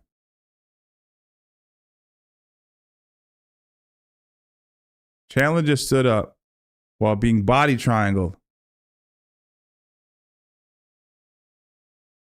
That's crazy.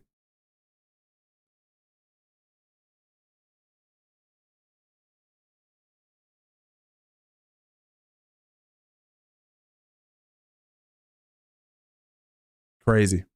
Crazy, guys. That was crazy.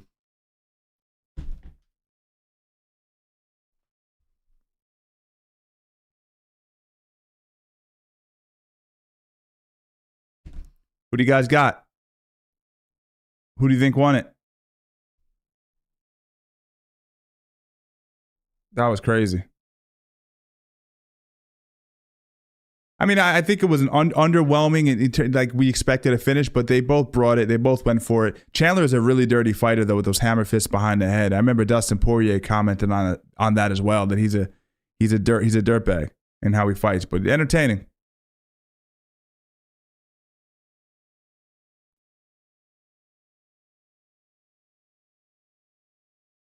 Let me edit this post. I don't know why it's not letting me do it.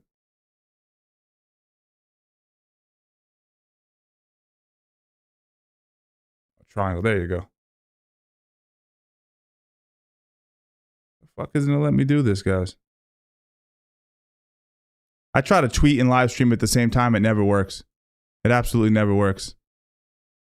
I'm trying to tweet at the same time. It's just not happening. All right, let's see. Who got the decision?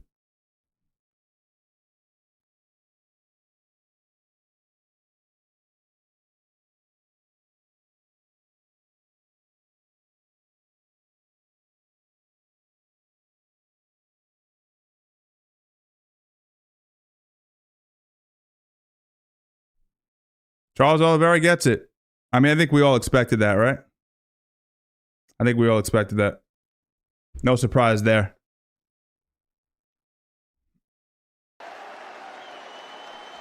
Respect. Congratulations, sir. I'm here with the winner, Charles Oliveira.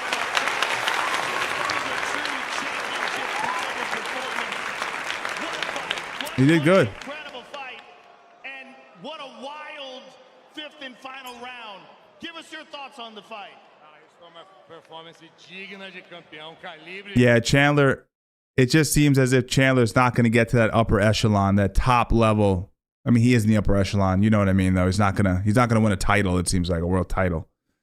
type deals. So it's unfortunate, but he's tremendously talented. Just he knocks you out, or he doesn't have too many other ways of winning, you know? And it's just tough. Let's get a poll going for the main event, though, guys. We got Jon Jones coming up.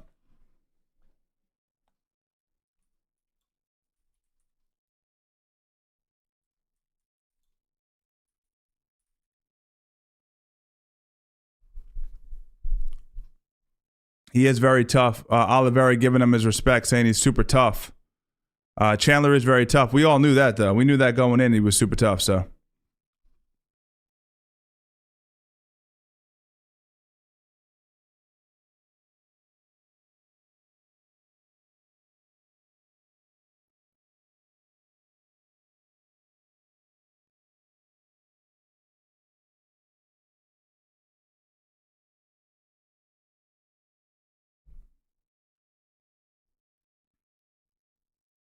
Quando vocês falar, quem vocês falar, eu sou o próximo. Uber! Hey, Dana, Hunter, whoever is next in line, I'll be right there first row in January. Whoever it is, I'm the next one. Charles Oliveira, ladies and gentlemen, congratulations, sir. Very good. I think the fight could have been more entertaining, but I also think that both guys know each other. They know the risks involved, and there's a lot at stake. They're both trying to fight to get into title contention, so they fought the way that they needed to fight. But now we're getting ready for the main event, guys. If you want to get your vote in, get it in now.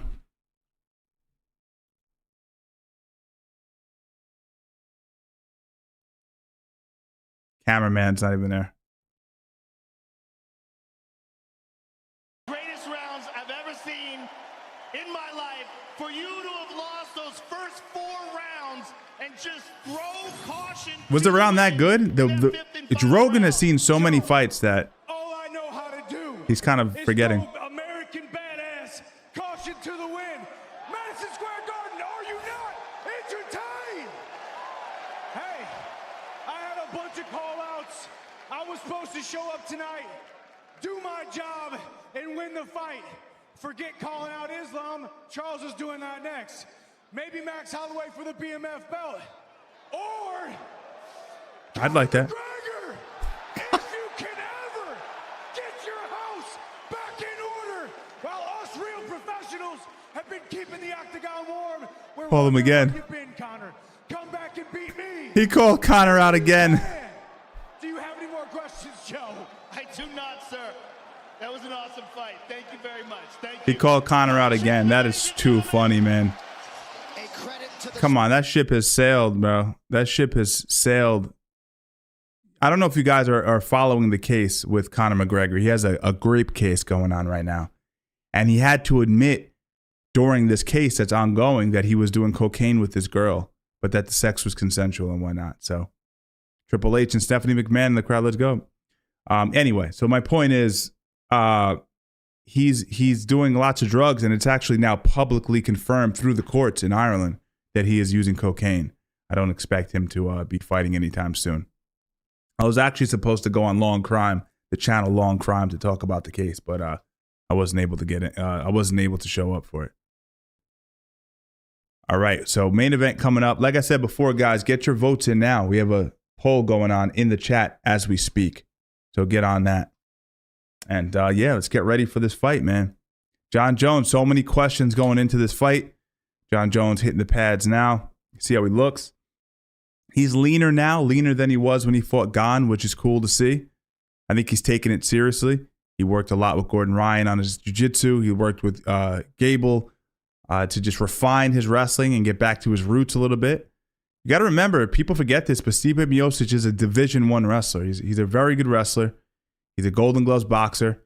I'm looking at him shadow boxing backstage. He does look a little teary-eyed and a little stiff. But again, this is a man who hasn't fought since 2021, his last fight being a knockout loss to Francis Ngannou. So do with that information what you will. He is also in his early 40s. This is a young man's sport. Both guys are older. They're both out of their prime. I think it's safe to say that. But doesn't mean that Stipe can't find that right hand. He's known for just putting people out. When he lands that stiff right hand, he puts people to sleep. So what do you guys think? Let me know. Drop it in the chat. It's going to be a hell of a fight. That's all I know. It's going to be a hell of a fight. People are really like coming down on these guys. They're like, oh, they're past their prime, and we want to see Aspinall. I like Aspinall too. He's a great fighter. He's the future of the heavyweight division. I don't get excited to watch him fight. I love. He's a great fighter. I am excited about seeing Jon Jones. Why? Because there's a story here. There's a story here. We want to know how this older guy with this great pedigree and this amazing history is going to do. Or is his karma card finally going to get pulled? Is he finally going to meet his end? Everyone loses in the sport. He's the one guy that has not lost. He's the one guy currently fighting at the top of the sport in the UFC that has not lost. So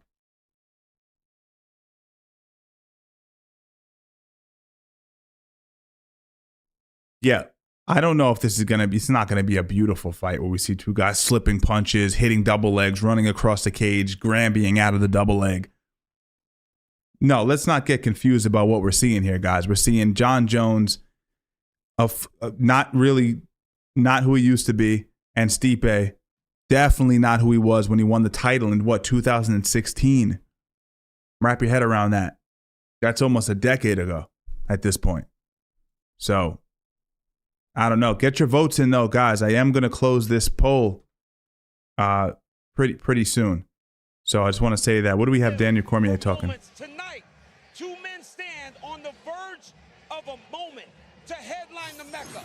They will walk the It's cool seeing, and I talked about this at the beginning of the stream. Maybe you guys weren't in here, but Daniel Cormier is one of the only people that has this sort of insight that no one else has.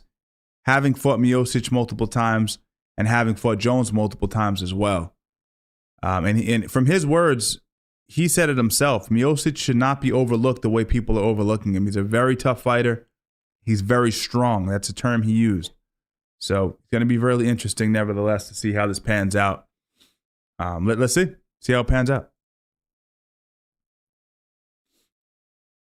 It's going to be interesting. Hoping Stipe wins. He is good with that right hand even when running background. I hope it's an ugly grind fest. Most beautiful kind of fighting, Emo. Fred, thanks for the 20. Yeah, and Stipe, that's the one thing that they always say this, the old adage, but power is the last thing that goes, right? Off the back foot, right hand, he can land it. He did it against Verdun. Granted, it feels like it was a lifetime ago. He could still land the right hand. So, I think this is going to be, someone's getting finished. Someone is getting finished. And neither one of these guys fights beautifully. You know, Jones used to fight beautifully, but I think he's kind of clumsy now. I'm going off of what I saw in the Gone fight, guys. That's my only reference. So, I don't know. I don't know. This is what I want to see. I personally, if you watch my videos on the membership only section of this channel, I predicted Jones to win the fight. That's not saying anything that's even remotely interesting. Jones is going to win the fight against Stipe. Duh. That's what we all suspect.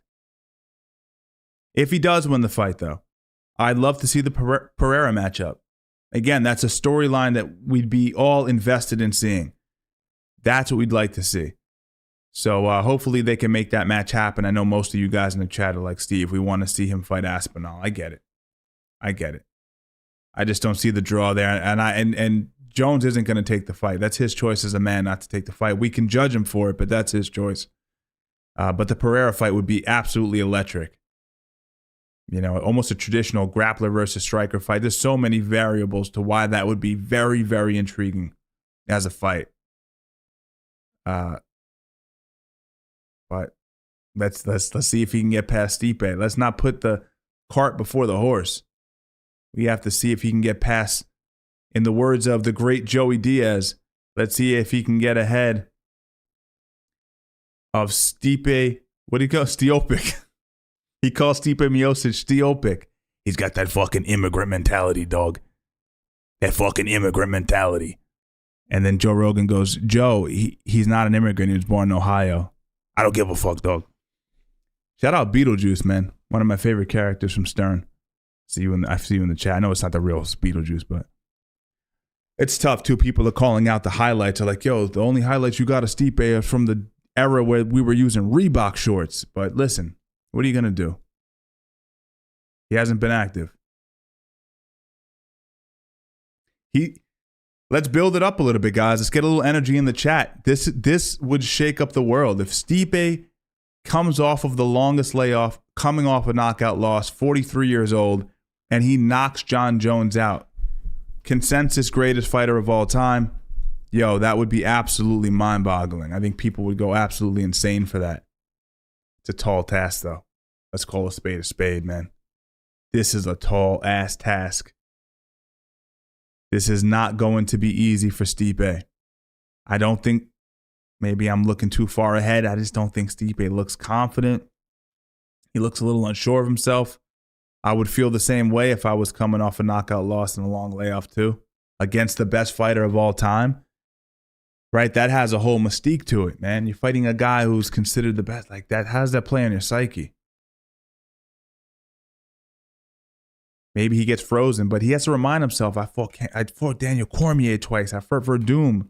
I fought the greats. I'm supposed to be here. That's the mindset he has to have. He has to brainwash himself and then allow himself to be active in the fight. All right, guys, the fighters are getting ready to come out.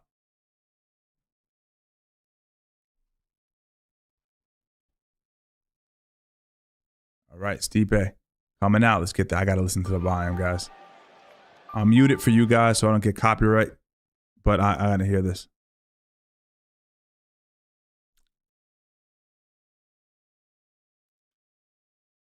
I wish he didn't come out to this guy. What's his name? This artist? The skinny androgynous guy? Hey, man, thank you for the 10. Tyke, my son, I appreciate the support, man. And I hope you're enjoying the live stream. And I hope you're watching the fights, too. Decent card. Not the best card, but a decent card. Stipe walking out right now.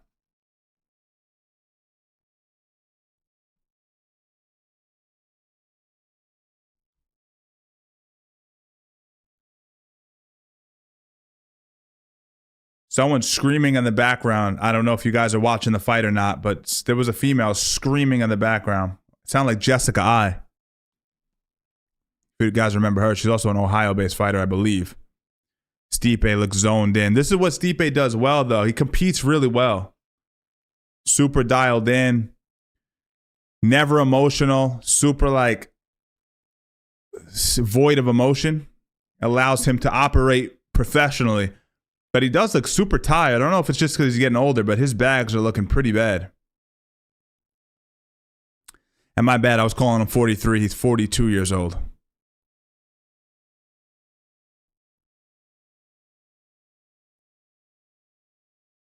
What do you guys got? Drop it in there. Guys, we're going to close up this chat. I'm sorry, not the chat. The poll that we have in the chat very soon. So get your vote in now. Speak now or forever hold your peace. We're going to close that poll up. Stipe looks good. Stipe is coming in bigger than he's ever been. He looks jacked, solid. And he's a real big heavyweight. This is a guy who's 6'5", 250 pounds virtually. This is a big human being. It's hard not to like Stipe, man. It's hard to vote. It's hard to root against Stipe. I can't say I'm rooting against Stipe right now.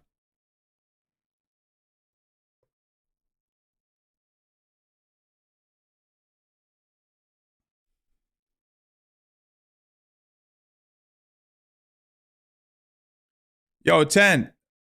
Thanks for the 10, John. I appreciate you, man. John P. Appreciate you, bro. Hope you're doing well. Hope you're enjoying these fights, man. Historic. A lot of people talk crap about this fight. A lot of pessimistic people, man. This is cool. These are two guys that have done so much in the sport, and we always wondered how it would be if they clashed. Better late than never, guys. Got to look at it through that lens. It's an exciting fight for that reason alone. Greatest heavyweight of all time, some people say. You guys know I'm partial to Cain Velasquez, but regardless. And Jon Jones. Polarizing character. Some people hate him. Some people love him. Everyone respects him as a fighter. Let's see. Going to be a good one, man. Stipe looks dialed in, though. I'll say that. Albeit a little bit tired with the bags. He looks exhausted. But I think once the bell rings and punches start getting thrown, he'll find himself. Jon Jones getting ready to walk out, guys. As soon as he's done walking out, John, I'm going to kill the poll in the chat, so vote now. Many men. There we go. Jon Jones coming out to many men. Yo, LC Raider with the 5, man. Appreciate you. Let me just clarify what you just said. LC, thank you. And yes, he never did. They replayed. Let me just mute this in my, because I got the audio coming through the maze. They replayed the scenario where allegedly, he said this about my kids. He never said it. He never said anything about the kids. He never mentioned Jon Jones' kids once. He was referring to himself. During the Jackson podcast, Stipe was talking about, letting his kids down, something to that effect. Never mentioned Jon Jones' kids. Jon Jones extrapolated, mutated the statement as a narcissist does and made it about himself. So, very bad look. And it got exposed on Twitter. It's actually on my Twitter. I'm not going to cut to it now because it'll take us out of the mood of the fight. But Jon Jones making his way to the cage and looks very confident. He looks like he knows he's going in there to beat a guy who's 42 years old and has been out for the better part of 5 years or whatever it is, and who has to convince himself that he's really, I am the best heavyweight of all time. I'm not the guy who just got knocked out by Ngannou,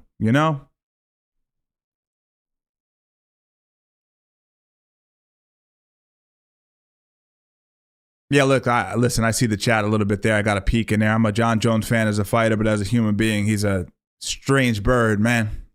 Not the kind of guy I'm trying to chill with. Let's just leave it at that, from what I've seen.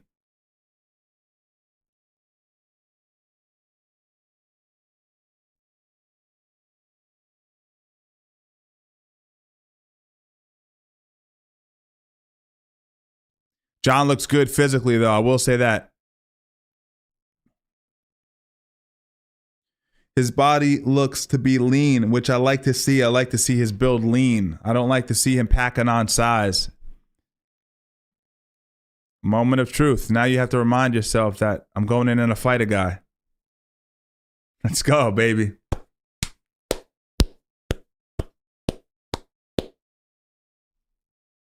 Let's go. Let's go. He has a really good training camp, guys. Having Gordon Ryan in his corner, Greg Jackson. It's a good one, man. Good corner. Strong corner. Not to discredit his other coaches. I'm just not familiar with all of them. Guys, I'm killing the poll in the chat in 5, 4, 3, 2, 1. All right, guys, let's do it. Let's do it. Fight is on. Jon Jones going through the fighter check-in right now. By the way, forget about who voted for who to win the fight. In the chat, let me know, who do you think is going to win and how do you think they're going to win the fight? Let's get specific. We like specifics on this channel. There we go. Snapping into it. Jon Jones has to put himself in the mental space like I'm about to fight.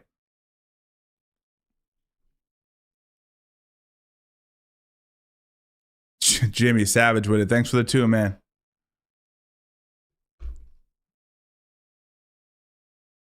Stipe, all business. Jon Jones tricking himself up, getting himself in the right mindset. He's talking to people. He's talking to Trump. I don't like seeing that, though. Listen, he might run through Stipe. If anyone's going to run through anyone, it's him running through Stipe. But I like to see a fighter who's dialed in, who's not focused on the crowd, not focused on the president. Don't overlook Stipe, man. He's a dangerous guy. And he has a chip on his shoulder. I never said anything about your kids. He said that to Jon Jones. I never mentioned your kids, and he never did. Jon Jones then says, I forgave him. I forgave him for everything. For what? What did you forgive him for? He didn't do anything wrong. He called you a bitch. You called him out in front of millions of people after your last fight. I can't, completely delusional. Completely delusional. Shout out to the 2K. We hit a record here with the live stream views. Shout out to the moderators too. I see you. I know my man Energetic, super busy in the chat today. Shout out Energetic. All right, Jon Jones. Trying to get a feel for who looks more confident. Stipe doesn't look confident. He's walking side to side. He won't make eye contact. Jones looks like the alpha male in the cage. The bully. That's what he's accustomed to being. He's bullied everyone he's ever fought. Let's also remember, Jon Jones made a career out of beating guys who are slightly out of their prime. And this is kind of another version of that because Stipe is past his prime. He's older. Jon's younger. This is Jon Jones' specialty. And that's maybe why he doesn't want to fight Aspinall. He doesn't want to get Jon Jones by Aspinall, fighting a younger guy who is really talented, up-and-comer. He's not going to pass that torch to no one. But he's going to take it from Stipe.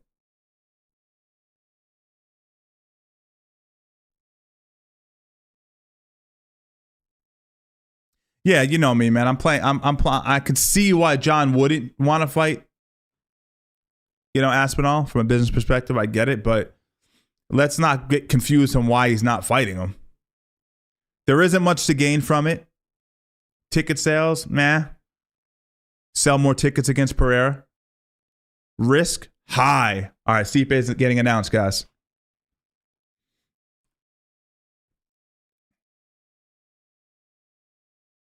Stipe, come on, man. Plus 455 underdog, man. He looks scared. He looks like he doesn't want to be there. Not the guy who used to be cocksure of himself. Body language looks off. I know there's a few body language experts in the chat right now. How do you think Stipe looks? Come on, Stipe. Remember who you are, man. Remember who you are, man. Jon Jones.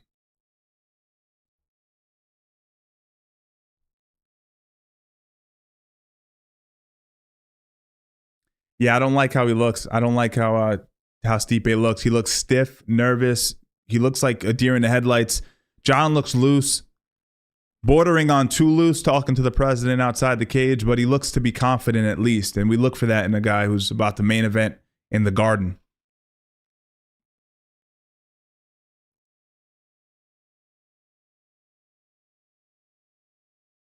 Let's see, guys. We're right there.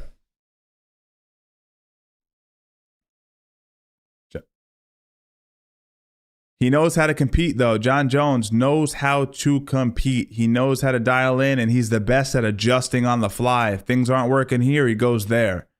And that's what makes him one of the things that makes him so great. Let's see how the stare down looks here. No eye contact from Jones. Stipe looking straight through him. I love to see it. They shake hands. Lots of respect there. Ross, thanks for the 5, man. Appreciate you, dude. All right, guys, getting ready for the first round.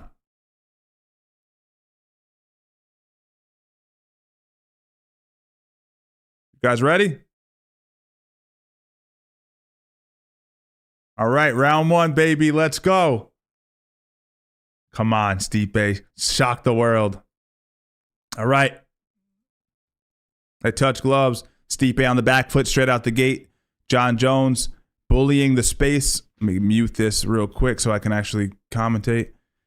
Big left hand. Oh, big right hand counter from Stipe. Stipe does look solid physically, though. Big boy. He ate a left hand, but he wore it well. Jon not known for having tremendous power in his hands. Stipe landed a little cute right hand. Let's see if he can find himself, though. He can't get overwhelmed. Take your time. Take your time, Stipe. I'm a little biased. I voted for Jon Jones to win the fight. I'd love to see Stipe shock the world. Let's see if it works. If he can pull it out. So if you see me a little biased in the chat, who doesn't want to see a nice upset here? Interesting seeing this this mirrored stance here. Jon Jones choosing the fight out of the southpaw stance. Right hand.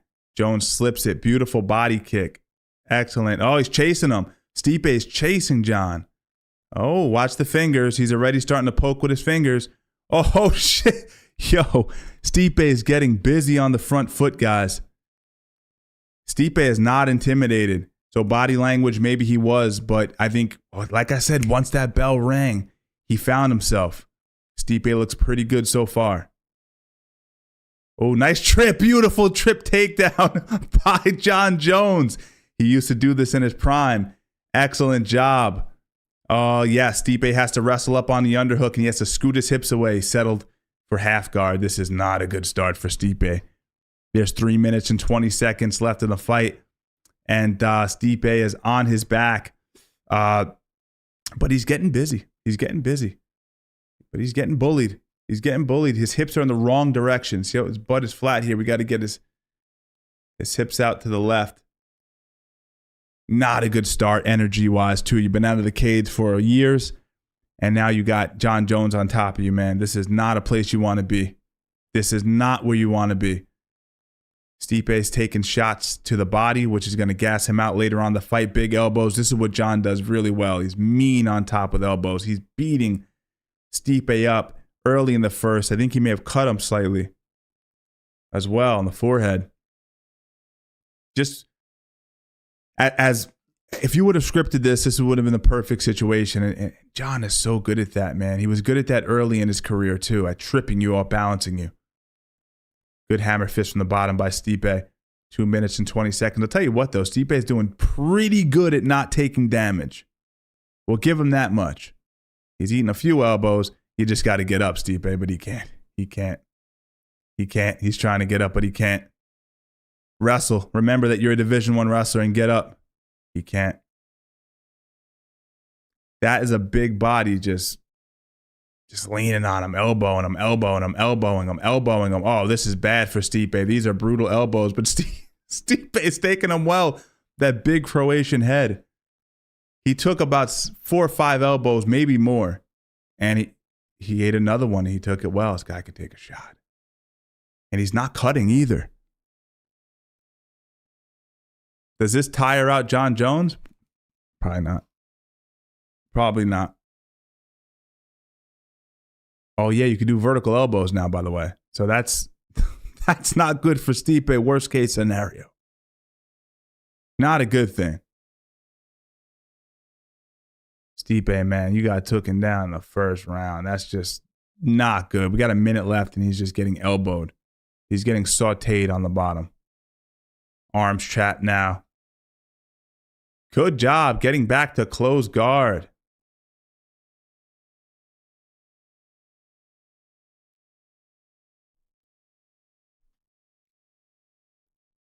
Hey, Brave, thanks for the 5, man. I appreciate it. Right now, we got Stipe in a terrible position, but luckily he rode out the first round. Let me just say this. This is a worst-case scenario for Stipe. He's experiencing what a nightmare is in real time. And I got to tell you, this is as bad as it gets. He did pretty good, all things considered. He didn't get finished. Most guys would have gotten finished. When Jon Jones gets on top of you, he finishes you. He didn't finish Stipe. Doesn't mean he won't, but he didn't in the first round. So that's some solace for him. Hopefully he takes that and actually use it for confidence. Good job. He's almost getting back to close guard, not able to get his knee back inside. Jon looking for the Kimura. He's going to elbow. 10 seconds left. Stipe, you just got to survive. You just got to survive. Block your face, man. Block your face. Jeez, what a round.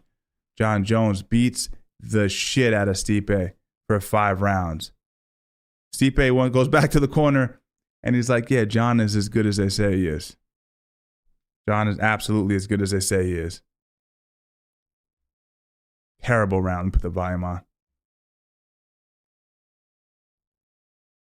Oof. Terrible round. Right now, Stipe does not want to be here. I can promise you that. No disrespect, but he doesn't want to be in this. He doesn't want to be here. Like, why did I sign up for this?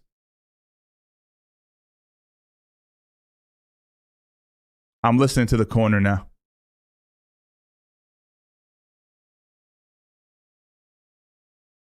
He does look tired. He looks tired. He just exhaled and made a grunt sound. Oh, the toes to the sternum. That hurt him. Yes. Terrible. Terrible. Getting ready for the second round, guys. I think Stipe gets cooked in this round. He's shot. He's absolutely shot. And Jon knows it. Jon's confident. He knows he can probably take him down at will now. Stipe has to land a shot. He has to use his boxing. All right.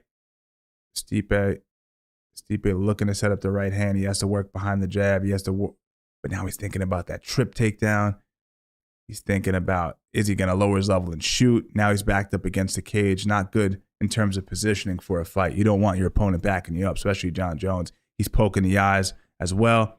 Jon Jones, a very terrible, terrible man with those fingers, man. He'll poke you right in your socket. There we go. There we go. Big uppercut by Stipe. Make him fight you now. Make him fight you. There you go. This is what Stipe does well. When he goes forward and uses his boxing, he has incredible boxing. And he knows how to place his punches and he hits hard, right? We all know that. So this is good though. Actually, for me, watching this, if I'm rooting for Stipe, I'm like, you know what? Maybe don't hurt him, but don't get pinned on bottom. So let's just move around. Let's just make it feel like a sparring session. Let's get our win back. And then the third round, we start to pick up the pace. I'm not mad at this, honestly, guys. Good head movement by Stipe. Jones does look a little bit better than he did in his fight against Gane on the feet. Oh, man, Stipe is making this very interesting, guys. Few good exchanges. He's going to the body of Jones. I'm liking that. I'm liking that. And if I'm Jon Jones, what am I doing? I'm definitely stabbing to the body with my toes again. That worked well in the first round. But Stipe does have that power to put you out. Stipe's got to find that right hand. Oh, that fucking kick to the body. He kicked him in the dick, though. He kicked Stipe in the balls. Hands up, Stipe. Don't get backed up against the cage, man. He has to get back on his jab. He's getting frozen. You got to go forward. Not overly impressed by Jones in this round. He had a great lead, and he kind of like, I'm not saying he squandered it, but he did give up a little bit of momentum in the second round. Maybe he got a little blown out too. I don't know. But Stipe's there. He's still there. Don't overreact to the kicks. Just watch the straight body kicks. That's all you really got to worry about.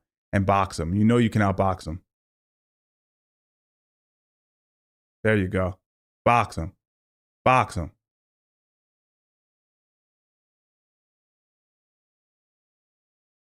Nice knee to the body by Jones. That hurt him. He went Thai plum, kneed him in the body. What did I say before the first round, chat? Said that what Jon does so well is he adapts. He goes there, he goes here. He's using his full arsenal as a mixed martial artist, whereas Stipe is just using his boxing. He's not taking advantage. Nice right hand lands for Stipe there, right when I said that. But Jon took it really well. It wasn't clean. Stipe needs a clean shot. This should give Stipe a little bit of confidence, though. It's like the first round was a nightmare. This wasn't that bad. And I know if I'm Aspinall watching this, I'm like, yo, I would kill Jones. If I'm Aspinall watching this, I'm like, I would kill Jones. If I'm Pereira watching this, I'm like, I'll kill Jones. Jones is obviously past his prime. Doesn't have the ability to really, he's just not dynamic. What made him special is his dynamism. His output was impressive. You know, not really there anymore. But he's fighting a 43-year-old fighter who hasn't fought in a long time. So what do you expect? Stipe can't take advantage of the moments where Jon isn't active. What Jon's doing really well, guys, back to the technique, is he's stabbing to the body still. And that's really smart. Nice job, Stipe, putting the punches together, getting active. Didn't land clean, though. Jones extends his arms. Nice spinning body kick. He extends his arms, and then he runs away. Makes it really hard to hit him clean.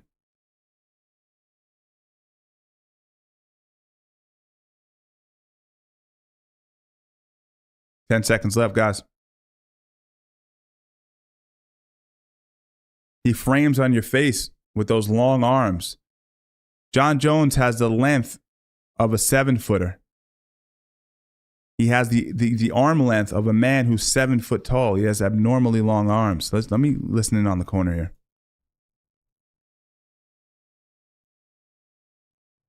Better round for Stipe. Not a great round, but definitely a better round. The first round was just so terrible, guys. I wouldn't say I give this round to Stipe, though. Nah. He got stabbed in the body. He ate a left hook. I don't think Stipe landed anything of merit. Alex is the same age as Jon. Yeah, but my point is that he's not the same age as Miocic, which is my point. It's an interesting fight.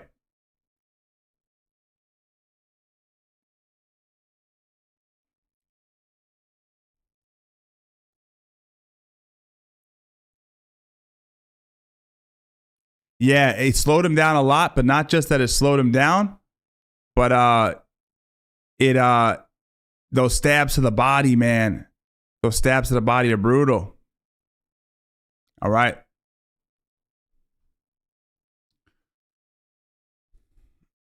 Stipe has to get busy. Oh, nice stiff jab by Jones. Nice jab. Oh, Stipe's getting busy. Jones just runs. You got to go forward. Absolutely you do. Stipe has to go forward, man.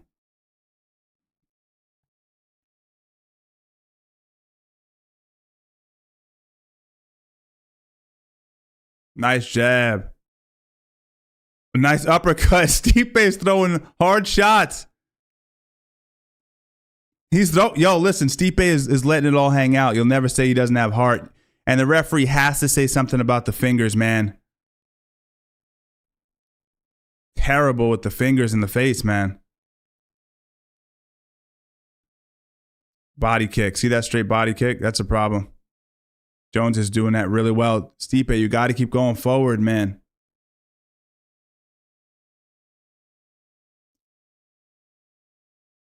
Nice elbow. I don't know if it landed. Nice right hand by Jones. Thought Stipe could have had good momentum at the beginning of this round, but now he's giving it up a little bit. There you go. He puts his fucking fingers in the eye, man. Oh, he got hit with another shot. What happened to his eye? Oh, he counters. He counters Jones. Yeah, Stipe got hit with a hard shot in the eye. I don't know what that was. If it was a broken, I don't know what it was.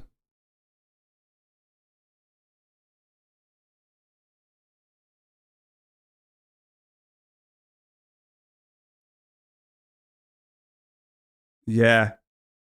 This is not good for Stipe. This is a guy who's been off for years and is starting to show a little bit. It's just not, he doesn't look sure of himself. He's discouraged, man. He's discouraged. There's no way around it. Now he's eating jabs. He's the superior boxer, classically speaking, and he's eating the jab now, which isn't good. And again, it's Jon Jones using the entirety of his toolbox, right? He's kicking the lead leg with straight kicks. He's throwing inside leg kicks. He's keeping the body. He's just switching things up. And he moves his head very well. What Stipe would serve Stipe well is if he actually punched the body occasionally to try to slow down Jon a little bit. Go to the body. He can't find Jon. Jon is always slightly out of range.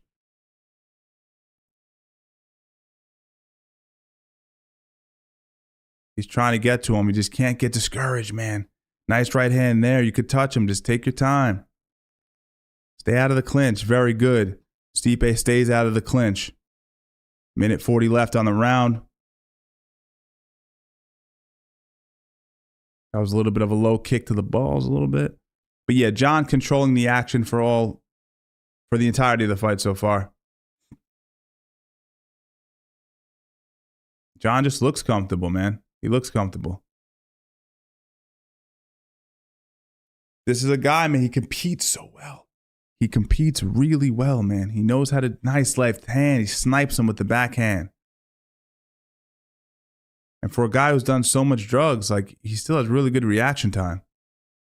Like, he's very sensitive to getting hit.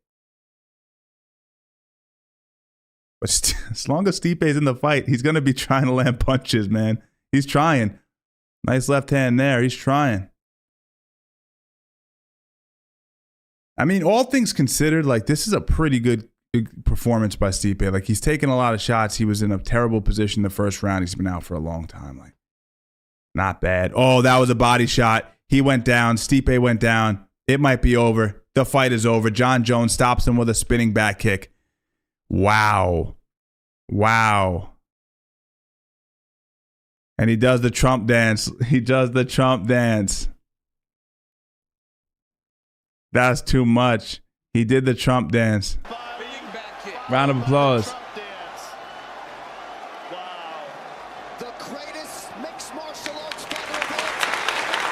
Round of applause. I just think the hate grows more for him, guys. I just think the hate grows more. People are now going to say, oh, you did really well against a guy who really had no business being in there with you at this stage of his career. Fight Aspinall. And then he's not going to fight Aspinall. So I think if I'm Pereira, I'm watching this, I'm like, I'm not that impressed by it, honestly.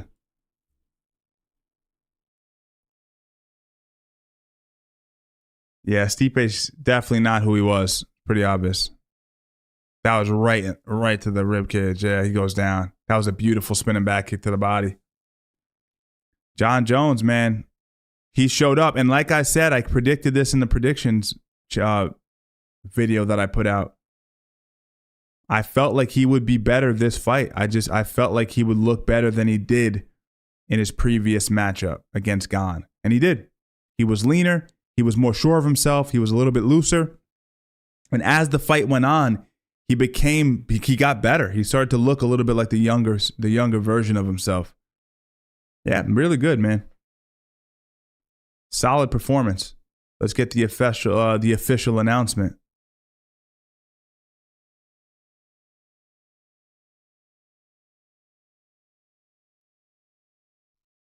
That was a tough loss.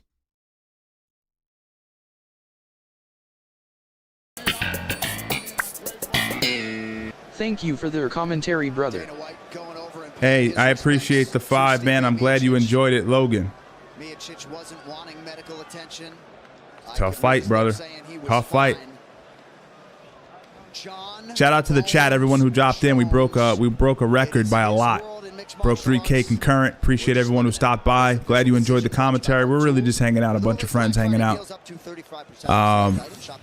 Jon Jones made history. I know, there's a lot of surrounding circumstances to why he made history, but we made history tonight, man. At 4 minutes, 29 seconds of round number 3. Declaring the winner by TKO.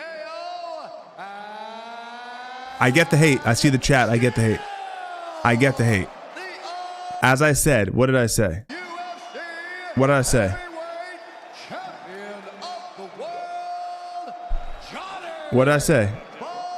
I said he's made a career out of fighting guys who are slightly past their prime that he's younger than. Yet again. It's the truth. He is that good, but also that's an element. You just said to me he's good.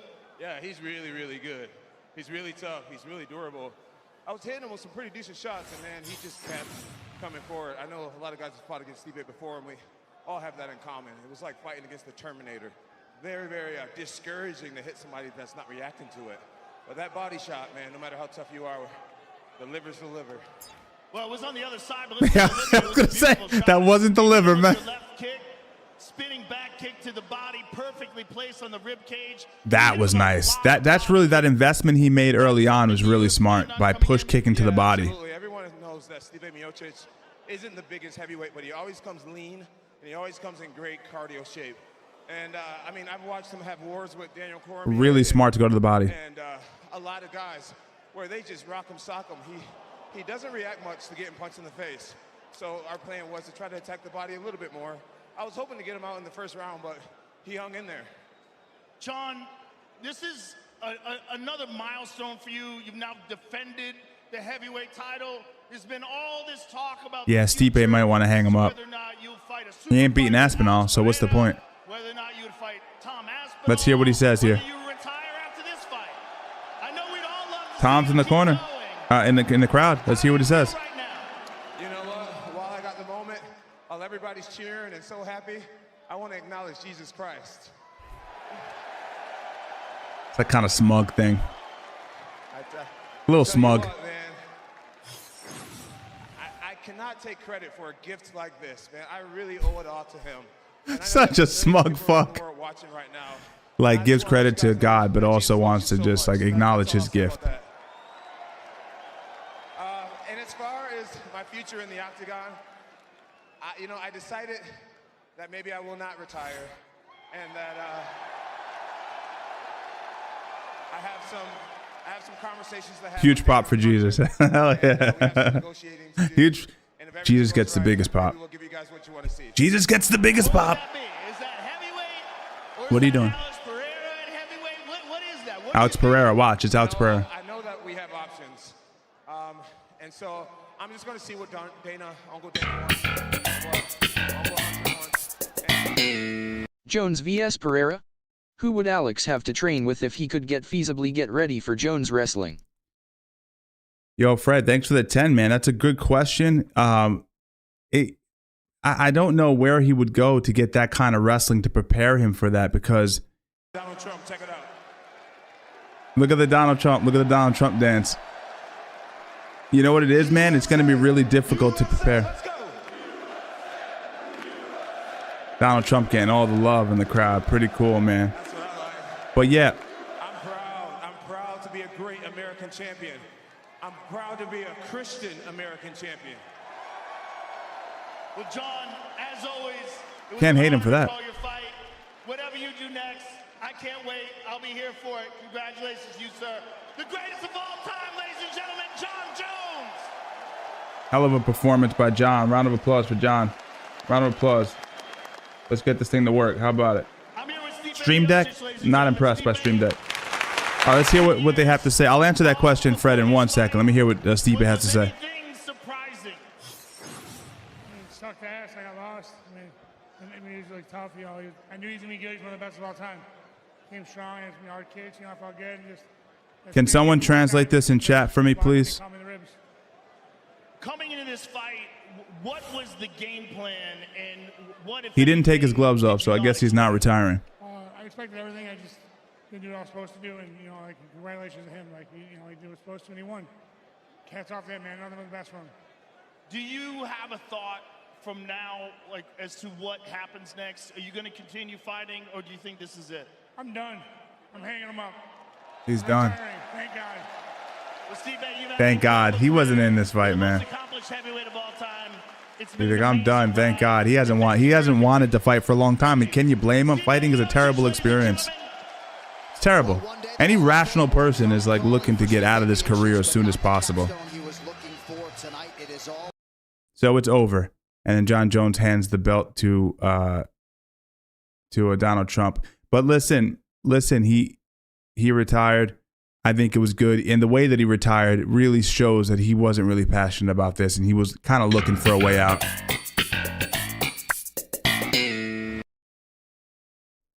Hey, Mark, thanks for the $13.99, man. Appreciate you. Glad you guys stopped by. And to answer Fred's question previously, he was talking about, you know, who would he train with? Who would Pereira possibly train with to get ready for a guy like Jon Jones? You know what? It's not a fight camp as much as it's just bringing in high-level wrestlers of comparable size. So I would try to source high-level collegiate wrestlers in the heavyweight division that can just give me tough rounds, tough goes. That's basically what we would do. And as long as he can stifle and survive on bottom, and I think he just absolutely destroys Jones on the feet. Jones is good, but I think kicking those little chicken legs would be a great tactic for Pereira. It's a fight I'd like to see. I don't know how you guys feel about it. But honestly, I think Jon has enough in his left as a fighter to go out there and try to compete with a guy like Pereira. I mean, sorry, a guy like Aspinall. For a while, I was like, Jon's way past his prime. I don't even want to see him fight Aspinall. But if that guy shows up to fight Aspinall, kind of no excuse now. Like you just ran through Stipe, so maybe fight Aspinall. I'm starting to really warm up to this idea of him fighting Stipe now. See how it goes, man. But yeah, pretty fun fight nevertheless. Pretty fun fight. Let me take a look at the chat, see what you guys are hitting in here. Yeah, drop it in the chat really quick. Who do you think wins? Hypothetically, if we had Aspinall in there, stepping in against Jon Jones, how does the fight play out? Drop it in the chat. Who wins, but also how does it go down? And then while you're at it, Pereira versus Jon Jones, how does it go? We'll close on that. I'll see what some of you guys are saying about that fight. Jones will beat Aspinall and Alex. It's crazy how the narrative can switch so quick, because based on Jon Jones' performance against Gane, no one was saying he can beat Aspinall. We have at least one guy saying he could beat Aspinall based on this performance. Always remember, though, this performance has to be taken within some form of consideration. Who was he fighting? You know, got to take that into account. But Tom Aspinall by KO. If Alex can learn how to defend a takedown, it would be a good fight. Tom by KO. Jones wins both those fights. It's crazy, man. I got a little bit of recency bias, maybe? Recency bias or no? He did look good in this fight. He did look good. He out-wrestles Pereira. Yeah, it's probably why he wants the Pereira fight. It's a fight that he feels he can win, and probably win pretty handily. So, yep. Yep. Alex is your pick. Alex. Yeah. Yeah, so it seems like the consensus in the chat for the most part is that Jones would take down Alex Pereira. Alex wouldn't be able to stop the takedown. And as far as Aspinall, a lot of you guys feel like Aspinall would stop him standing. Yeah. Pretty basic, what you would expect, honestly. Interesting. Very interesting. But that's exactly why Jones will not be fighting Aspinall. He's not going to risk that. There's no chance in heck that he's going to risk that. I can't imagine that happening. But yo, chat, listen, 1:30 here in New York. We're going to close up the chat and close up the stream. I want to appreciate everyone for stopping by. I hope you enjoyed the live stream. As always, drop a like on the video. Become a member on the channel. It's a great way to support the channel. And we will be back with shorts, long-form videos, and obviously live streams when we can. All right? Have a great night, everybody. I'll see you guys in the next one. Some came in the mail today. These